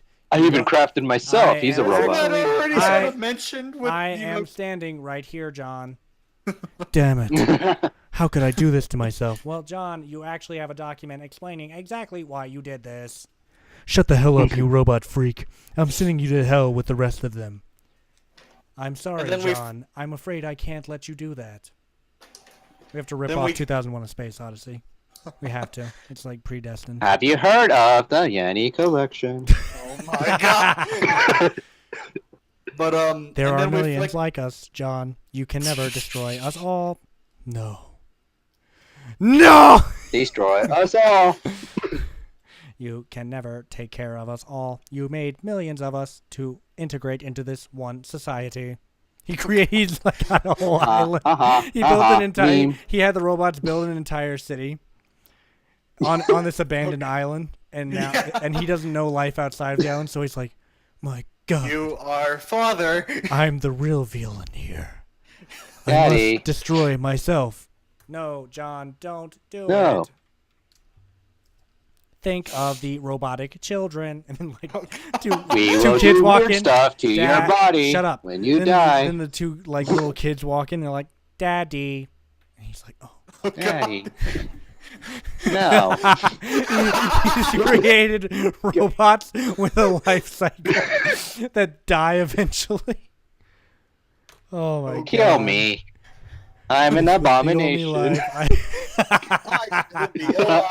I am a mobilized version of Microsoft Sam.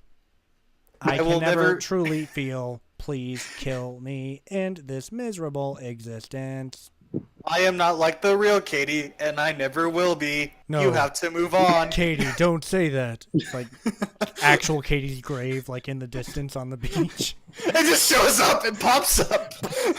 Damn, she's really been dead this whole time. What is this? The I'm fucking only Sixth programmed Sense? with Wi-Fi is available and the two bar. Powering down. Where it just starts glitching. Power down. This Rebooting. is the end, my only friend. This is the end. That's the only Rebooting. song, that's the only song we know how to sing. This is the end. This was a triumph. I'm making a note here. Huge success. That needs to be the end credits. It's hard to overstate my satisfaction. Aperture science. We do what we must because we can. For the good of all of us. Except the ones who are dead. But there's no sense That's crying me. over every mistake where you keep on trying till you run out of cake. And the science gets done and you make an e-gun for the people who are still alive. Yeah. What happened to this podcast, Tim? Shutting down. We all just evolved after reading that.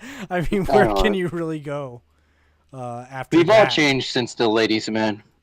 Yeah, you know, I think it really influenced who I am as a person. I've gone around tickling women recently. You know, it's nice that they let me podcast from the prison, guys. I tried to tickle a guard the other day, and she didn't take too kindly. She tickled my face with her nightstick. You know. I'm now on death row. They're gonna execute me soon. Just like getting executed, just like tickling the executor's rib. Ticky, ticky, ticky. It's like he died doing what he loved. Fucking tickling people for some fucking reason. But now I am actually.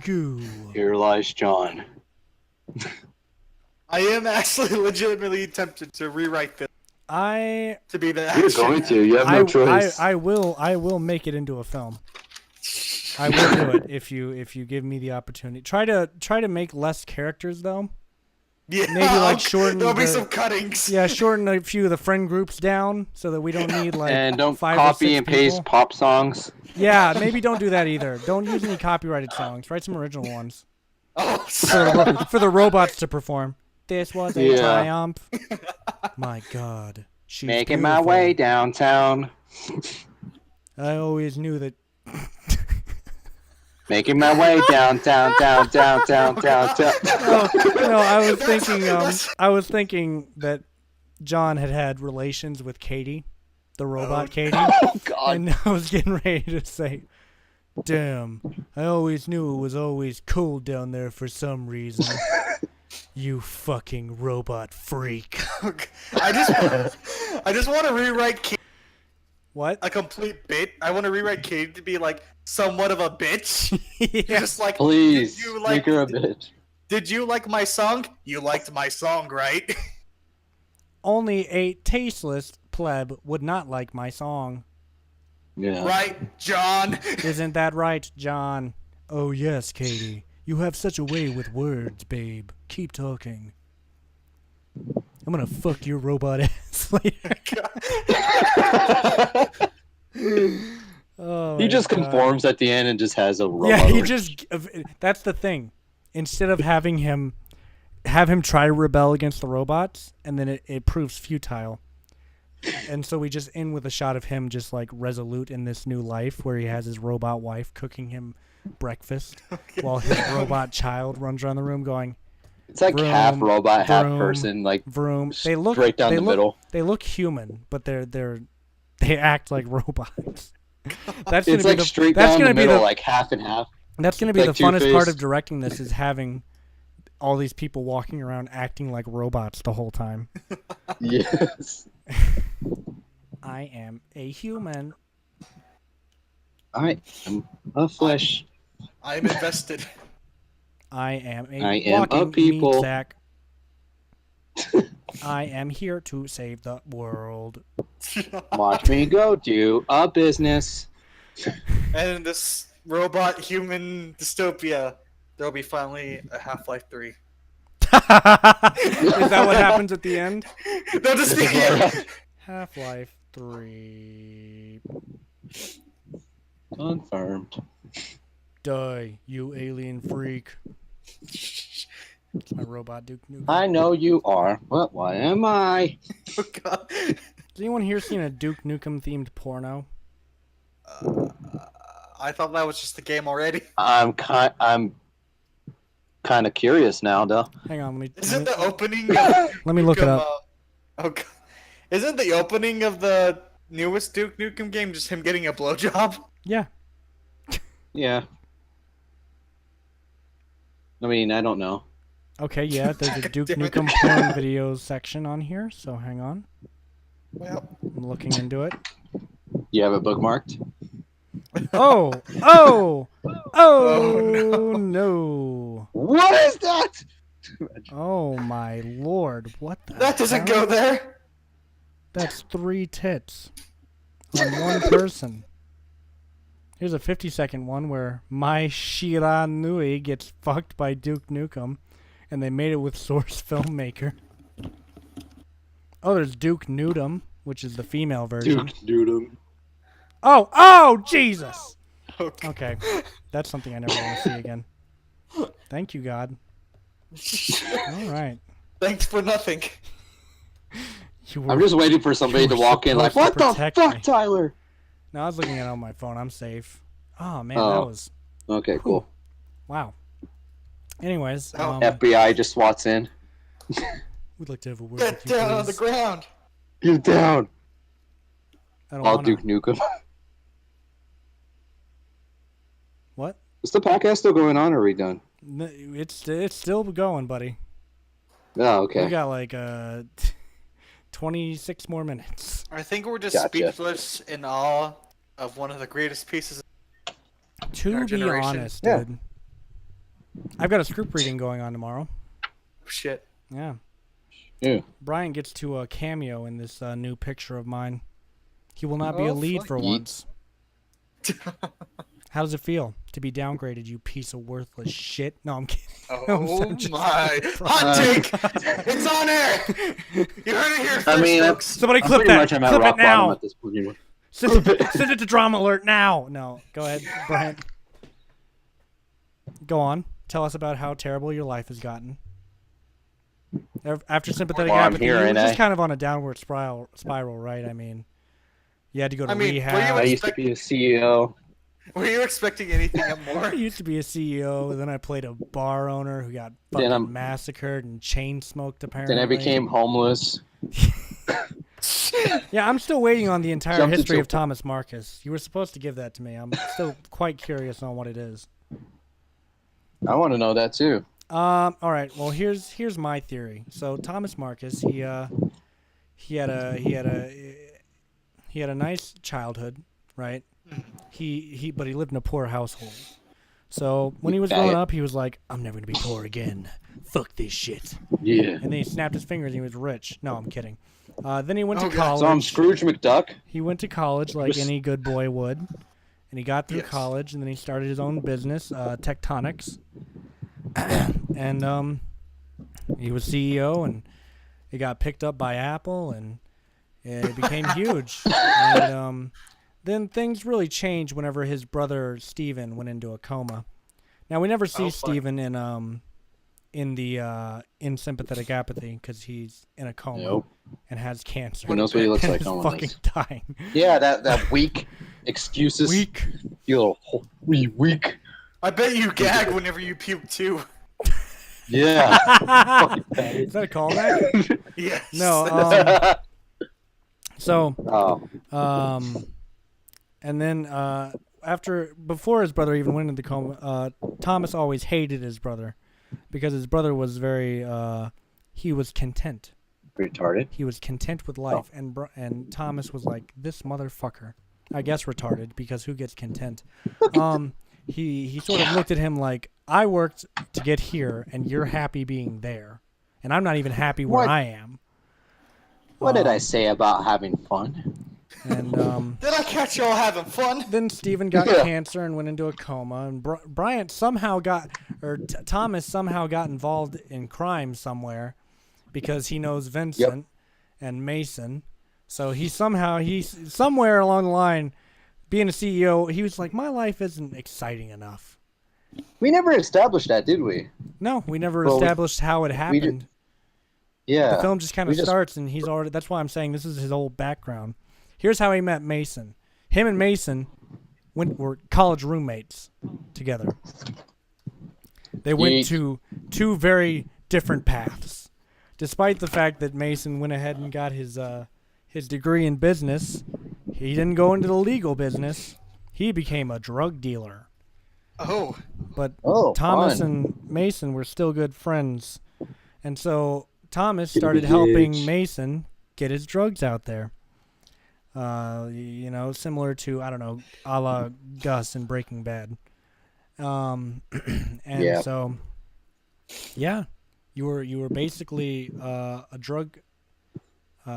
You basically made a monopoly of dealing drugs and running a tectonics company. Whatever the basis of the company was, we never figured. That's never really explained either. Apparently, I'm a working man. Apparently, you're funding a movie that Vincent was working on.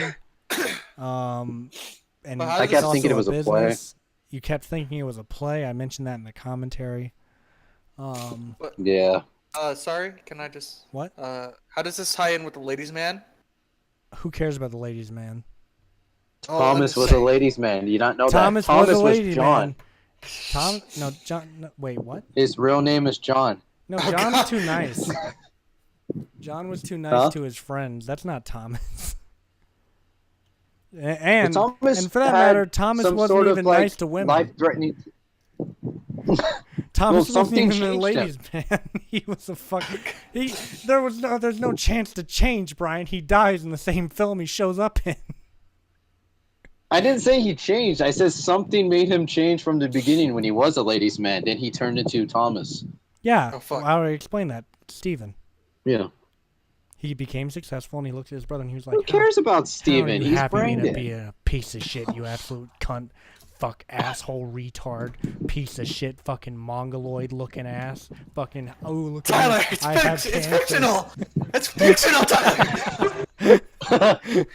Look at me, I'm Steven, I've got cancer, boo fucking who, piece of shit. Fucking Yeah. I'm Tyler's just, broken. I'm just imitating the Get the character. funnel. I'm just imitating the character that Bryant created. So, Yeah. I mean, I wrote him, but Bryant brought him to life. He was just words on a paper until Bryant came along.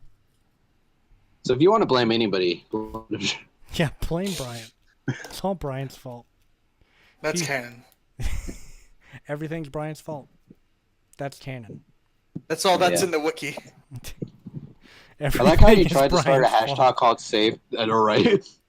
You told me you were trying to start a hashtag called Save Bryant. No, it's like Blame Bryant. Damn. I mean, I can get behind Blame Bryant. Anybody can. Story of my life, man. Hashtag save Bryant. Save me. We'll get that hashtag I'm still in the going yet. void. He can't be saved. Can I- He's too far gone. So I'm just really still stuck in baffled by the Tyler's fact that closet. this guy filled up his script by just copy and pasting song lyrics into it. Yeah. I'm Dude, that's pretty much every grade schooler who has to do a report at the last minute, man. They just copy and paste and they don't know any of the big words when they have to read it out loud. Not that I know anything about that. Continue. I mean, but okay, when we read this aloud and at that, like, by the end, the lyrics weren't exactly. We were concerned about that. yeah.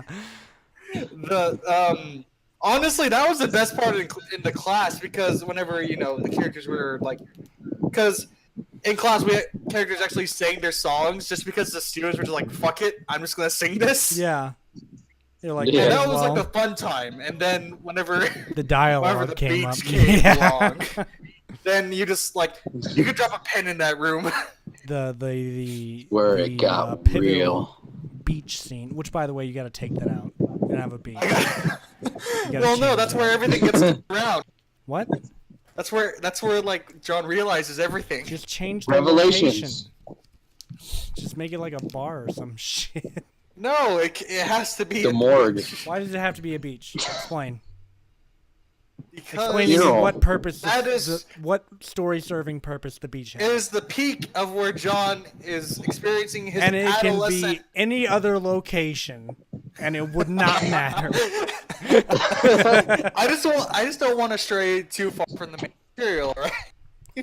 We're at a bingo I mean, hall. Fuck Bingo the hall. material. I mean, we're like completely rewriting John and Katie as a character, and Yeah. turning it into some robot plot. A But fucking sci-fi Twilight Duke Zone Nukem. fucking play. but that's beside the point. Yeah, no. Beach, it's necessary. It has to be there. Pivotal part of See- the character development. See, Because remember, It's just he's like- on an island. We could also have all the robots drown him at the end if we do end up keeping a beach type area. I guess we could film it at like Green Acres or something. There's we like a have lake. John The replace him with a robot short circuit. That's they all die. We should have multiple endings, and at We each did not no, think hold this on. through. We should have multiple endings, and at each ending, each screening of this film, we should show a different ending.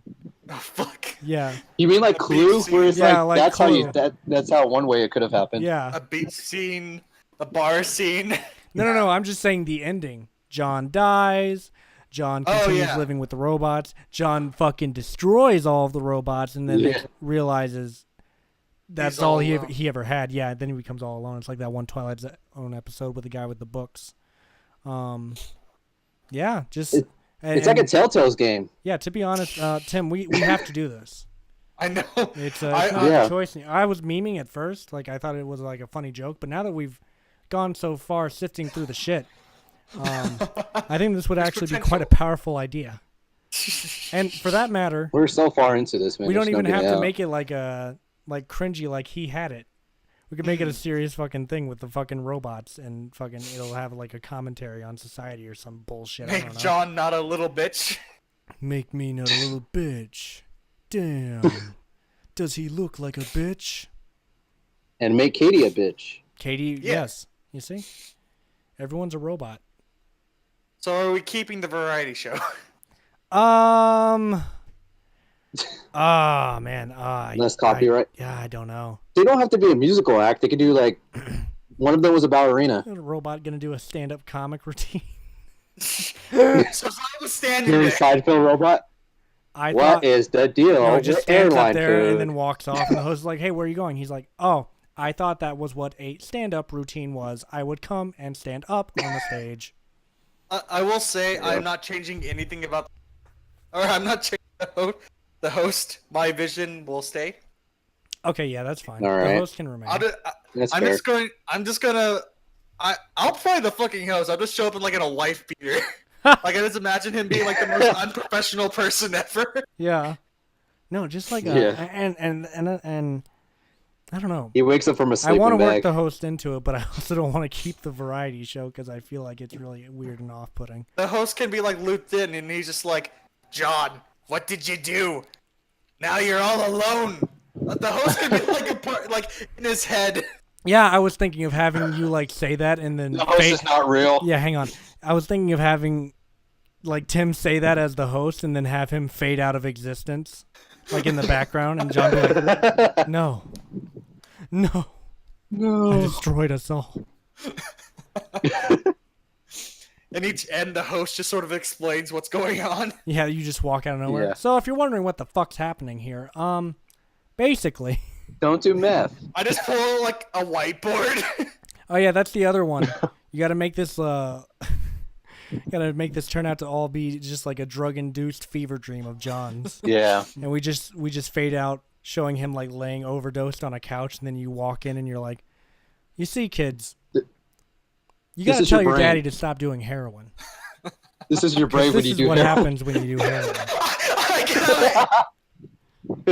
I get an egg and I just like smash it on the pan. You smash it on John's head Yeah. It's just to This show is how your brain on drugs. you see how fucking dead he is. Fucking retard piece of shit. Oh goddamn. Yeah, no, I think this would make a beautiful social commentary on society. I don't know what it's saying yet, but it's saying something. There's a lesson to be learned here somewhere. We'll find it. Even we don't know. That's how. You see, this is how Explicit talented it we is. are. We took this pretty terrible idea, this pretty awful script, and we were just like, how can we make this into something cool and like good? And we have, I think, something pretty solid here. And I've wanted to do something where someone else writes it, so that my credit can be shorter instead of written, directed, and edited by. It can just be directed and edited by. And then Tim Yeah. gets a writing credit instead. Hey. Or maybe I double and get a writing credit as well. Ooh. Fuck. Whoa. Written by Tim Gettle and Ty. I A don't Tim know and how, Tyler a production. Tim and Tyler production. That's our studio Tim name. and Tyler. dude. That's our partnership name. Tim and Tyler Productions. I'm just an intern. You're just here. They haven't paid me in 3 weeks. I don't think I'm gonna have my house much Yeah. longer. No, yeah, this I'm is basically this an is a intern thing for that you, should Tyler. happen. I'm ready. I'm I honestly think, I think ready we should for keep this. the title too and advertise it as a romantic comedy. Oh fuck. Yeah. And The then- trailer's just completely different. Yeah, exactly. It's got I- fucking I Fabio. had this whole idea for this movie I had called, well, Brian, you read it. It's called Vanished Existence. And it takes place in like 3 Yeah. different time periods because the first one starts off with these guys being detectives. Then there's the war zone. And then there's the side, then there's the revenge plot after that one. And I was thinking of Yeah. making 3 different trailers where one takes place with the basic detective story. And the second one would be the war part. And the third one would be the revenge story. So by the time anyone goes to see the film, they're like, I don't even know what this is actually about. I've seen 3 trailers, and each and every one of them had something different in them. None of them had. It's like any of different the time same clips. periods. Yeah, they're in the war. One's a western, one's a then they're not. sci-fi, the other one's Then it's like these detectives hunting down this killer. Then it's this detective getting hunted by this mafia guy. Then they're in a war suddenly. I don't know what the hell's happening. I'm just here for they're the free in food. space all of a sudden. What is this, Hellraiser Bloodline? Yeah. Jason X. Yeah, no. Any other ideas that anyone has for the ladies, man? We may retitle it too, because I want it to be a little bit less sexist, Tim. Is it sexist? It's a little bit sexist, to be honest. How so? I don't see where it's sexist. Okay, let me just read through this real quick. The man ladies. The Man Ladies. That's a different film entirely, Brian. Yeah, That is a film in Thailand that I don't think I want to discuss right now. For fear of being called transphobic. Let's just name it John. again. Just John. Yeah, just John. John. This summer, John. Come watch John in his hit new movie, John. John. Are we gonna do one of those Starring Robert. with the writer's name in the title? Tim Gettles. John. Yeah.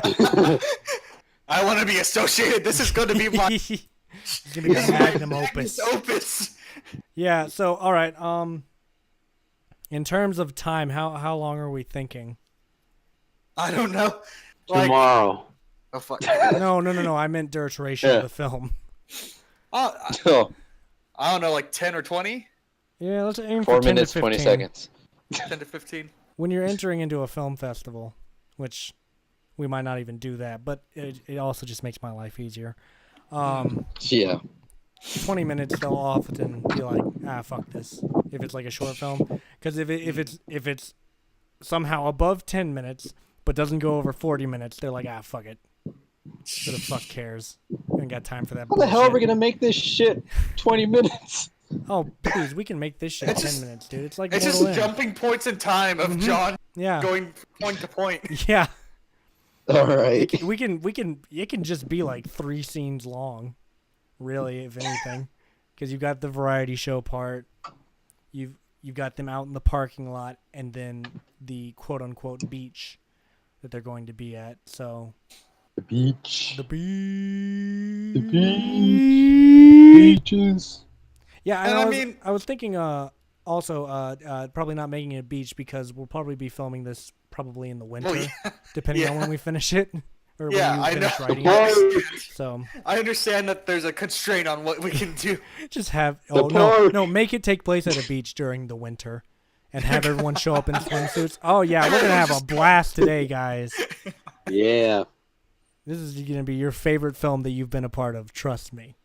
Also, you signed a contract, so you're legally obligated to stay here, or I'll sue I've you. got those on file. Don't you worry. I'll sue the hell out of your ass if you leave. Yeah. The Painted that picture of you, huh, Tyler? which picture? There's Every a few of them picture. out there. I'm working with all new actors on this new production, and I'm actually kind of nervous about it. Ah. I don't know how well they'll deal You have with to me pay them? being an absolute no. Fuck no. Then you're good. If I'm not getting paid, no one's getting paid. God damn it. Yeah. No, yeah, well, Brian, you know 2 of them. Or wait, no, I maybe do. you don't. You don't know Dave, right? You don't know Dave. Were they in the Christmas Carol or anything? Sandy was. Yeah, then I know her. Yeah, Sandy's in it. Oh, Some actors from ENMU are doing it as well. how long are they gonna be? What'd you say to me? Fuck, What? What? never mind. Go ahead. Wait, what? No, what happened? What the fuck was that? I don't know. I don't know what the hell happened. I think Brian just had a stroke. I think you just had a stroke, dude. What were you saying? What were you asking? I mean, I have no idea. I was trying to think of something to say that my mind just went blank. Oh, it God. sounded like you asked something like, how long are they going to be in it, or something along those lines. That's what I heard, Yeah. anyways. Well, Sandy's playing one of the main roles. The only one that doesn't really have a big role is this one girl named Me. Alexandra. Well, yeah. Well, I don't have a big role either. Thomas. What? What? Yes. I just called him Thomas, guys. What the fuck is that? You're always calling me Thomas. Anyways, no, yeah, there's gonna be a part where, I mean, I'm not gonna say it on here because I'm not trying to fucking ruin it, but Bryant and I are gonna have cameos. Austin's gonna cameo in it too, actually. Yay. Oh fuck. Yeah, there's gonna be cameos from all my older actors.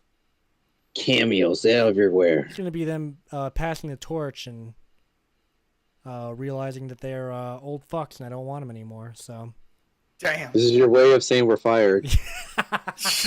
that's how you know. It's like, Tyler, so you're doing a new film? It's like, oh yeah, I want you in it. Oh yeah, cool. Yeah, you've got a cameo.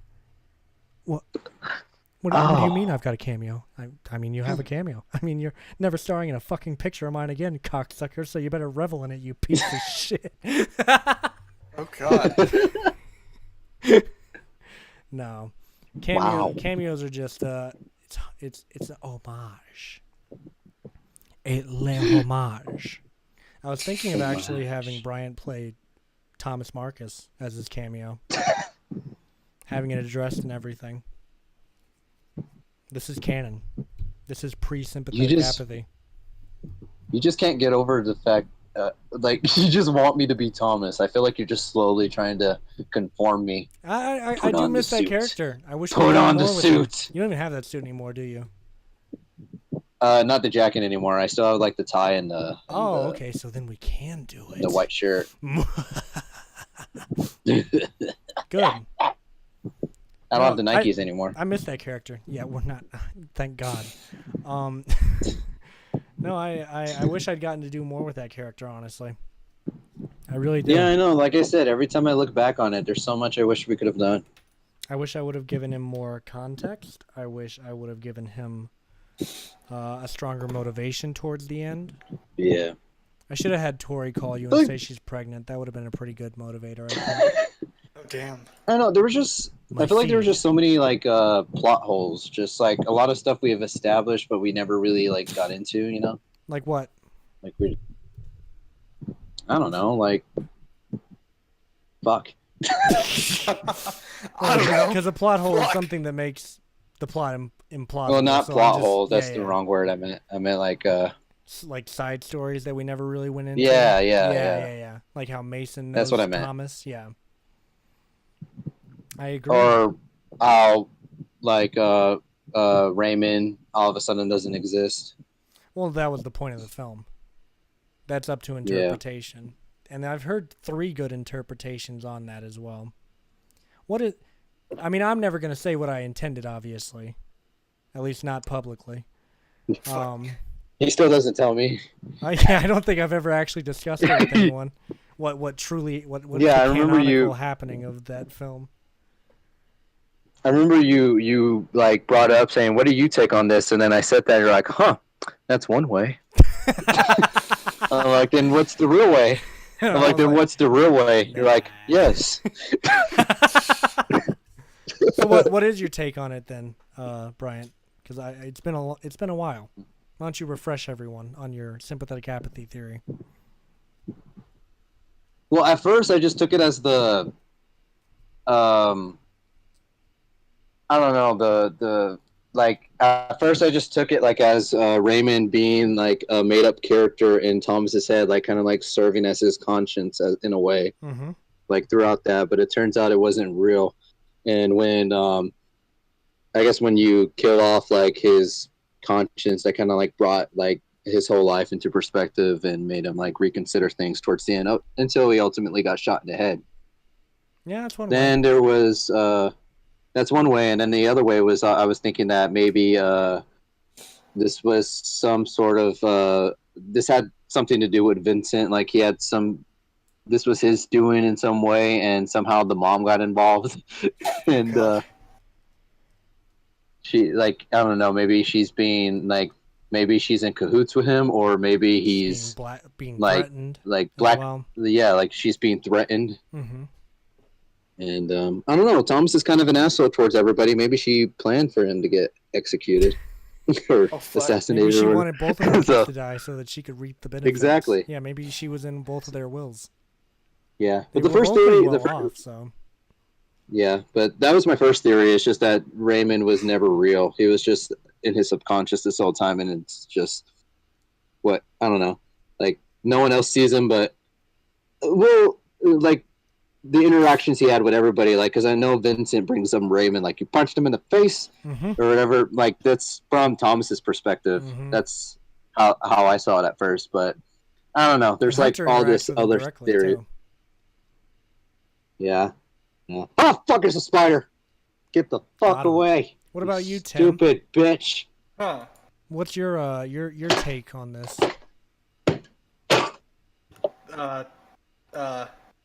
Plot lines. What? And nailed it. 10 out of 10. I'm not too well versed with the lore. Oh, okay. Well, we'll watch episode 26 is coming up. We'll watch Sympathetic Apathy. Oh, on that one. Poor I think Brian. I just broke my hand trying to kill a spider. Nice. What? What? There was a fucking spider. I think I just broke my hand trying to kill it. Fucking nice, Why did you dude. break your hand? Yeah, I broke my hand. I broke my hand. So,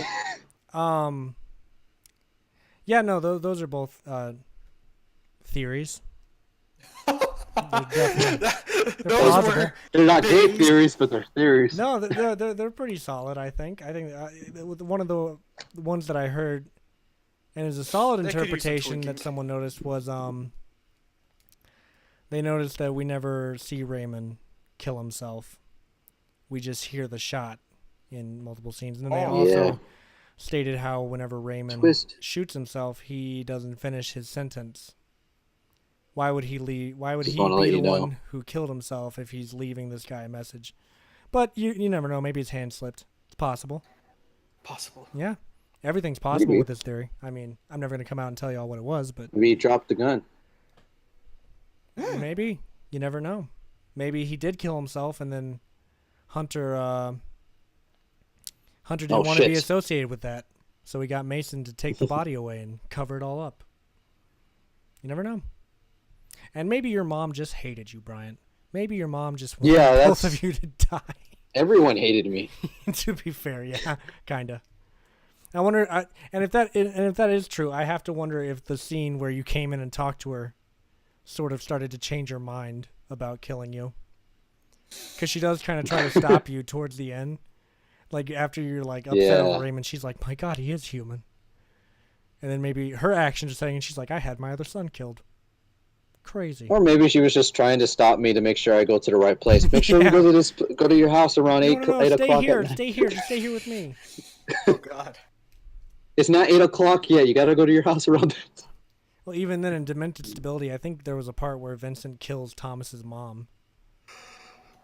Like slashes her the fuck up or something like that, I think. Something along Doesn't he those say lines. like he killed the whole family or something? That's in Cashing Checks, and he's talking about Judaro. Oh, yeah. Judaro. That poor character. He had one line. He had a single line. Get on the ground, motherfucker.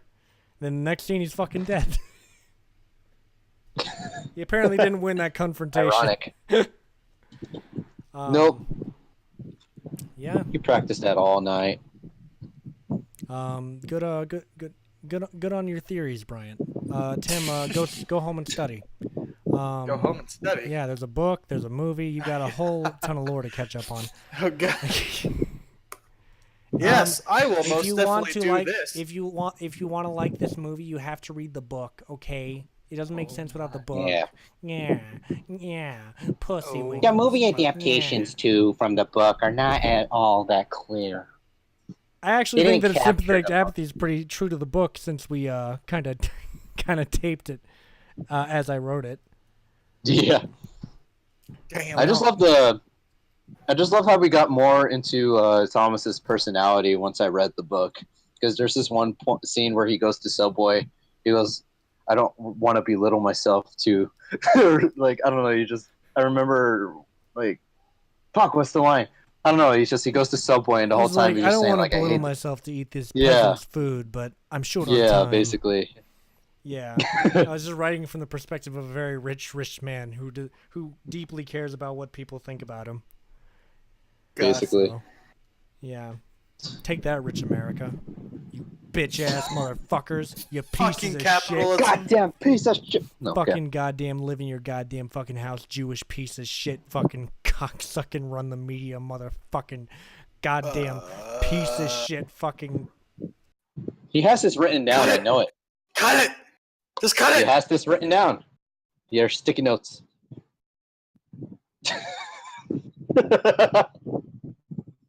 Shut it off! It's over! Just end it! Fuck it, we're doing it live. I muted myself. It's fine. Doesn't matter. Oh. No one heard anything. So we're just yelling nonsense. Yeah, you guys. We're just yelling at nothing. Oh shit! All right, well, it is time for the Tim recap. Well, Go ahead, Tim. On Recap this- us. this week's podcast. Oh we wait, talked yeah, the about- raps. I forgot. We do raps now. All right, hit the beat. Yeah. Hit the beat, Brian. Somewhat okay. Podcast. Kids these days. The shelter. Yeah, we talked about that. We also talked about getting sick and it makes you feel like a dick. With a.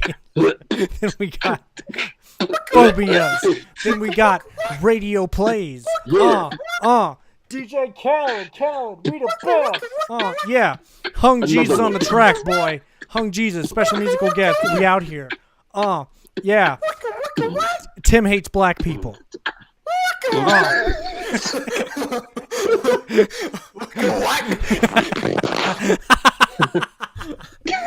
Like a record scratch. What?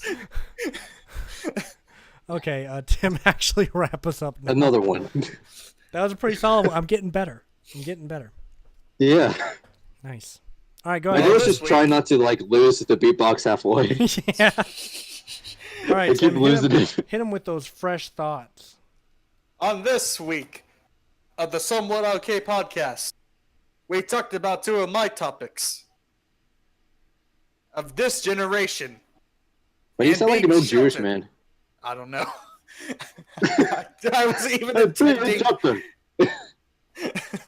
Well, we talked about the We talked about the brother. and how they how people think we're a bunch of idiots, A but they're the fettuccine. idiots. Bobbity We boopy. talked about sheltered people and how they're crazy. And Yeah. it wasn't aimed at Fucking- Tyler at Get all. back crazy. Fucking sheltered people, man. You know what I'm talking about. Then we talked about how embarrassing moments when we got sick, like back in elementary when a bunch of my classmates just started puking on each other. Oh, yeah, that was so disgusting. Bunch of weak fuckers can't And, hold their footing. Can't throw down Brian's the story. fettuccine. Of how he Oh, yeah, lost his sit in my voice. pants. Let's please relive that story. Go ahead. How he lost his voice and then Oh, I shit my lost his pants. bowels. His asshole just slid out of his body. Like, Oh god. Just quite literally. Yeah. He Yeah. doesn't have I had an anal prolapse on stage. Oh god. Jesus Christ. I taught anatomy. I didn't think things And would we, get much oh, worse, but God. they just keep getting worse. Then we talked about a phobia. And not only I experienced it, somebody else did. Yeah, that's right. We talked Yeah, about go ahead. phobias and how I'm scared of spooks and how Tyler's afraid of You're everything. fucking and scared, you faggot. I'm scared of everything. That's right. What are you fucking scared of, huh? Brian is scared of dead bodies and shit. That's right. Making drives around Clovis must be terrible for you because there's a dead animal every other street. I have to drive from Milwaukee to Clovis. There's always one there, and I have to close my eyes and not die. Do you think? Then I'll be afraid of myself. Then tonight, a very first reading of The Ladies' Man. Soon to be a film Yeah. adaptation by Tyler McAllister and Tim Gettle. Yeah, except it won't. I'm involved be anything somewhere. Like, It's not going to be anything like the radio. Should we put based off of the ladies' man? yeah. We should definitely do Based that, off right? of the radio play. So that people can look this up and be like, this isn't anything like what they did. Inspired. Inspired by. There we go. Where did the robots come Book to from? movie adaptations are really off. Did you read the dialogue? I really like John's character before the adaptation. Why did Robert sound like Patrick Starr? That was I a really really like weird the Patrick radio Star play. interpretation of the best friend. I quite like the sci-fi route that they took it. You know, I really felt that that's what was missing from the radio play. And I was just really impressed at how they really fucked my mind with the robot thing. I'm really sad that they cut out the beach part. I honestly. Also, Huey I Lewis think, in the news. I think the tickling fetish is what really made it a great radio play. In all honesty, It made it relatable. It made a voice for us who can't express their own personal sexual frustrations. God damn it. All right, but for real, no memes. All right, we are doing this, right? Yeah, yeah. I'm going to work on this shit. Hell yes, baby. And I'm gonna fucking prepare myself. I have no choice. Oh yeah, Brian will cameo in it as well. He'll die in the background somehow. There'll be a flashback of how humanity got to. That's where Brian comes in. God damn it. Like, wait, this is not my film. Damn it, I don't belong here. Damn it. Damn it, damn it. You're not in this film. Damn it. Who am I? And yeah, that was our wrap up for this week. Wrap up. So look forward to that adaptation, guys. This has been the Somewhere Okay podcast, episode number 21, baby. We're 21 episodes in. And folks out there, we hope that you stay somewhat okay.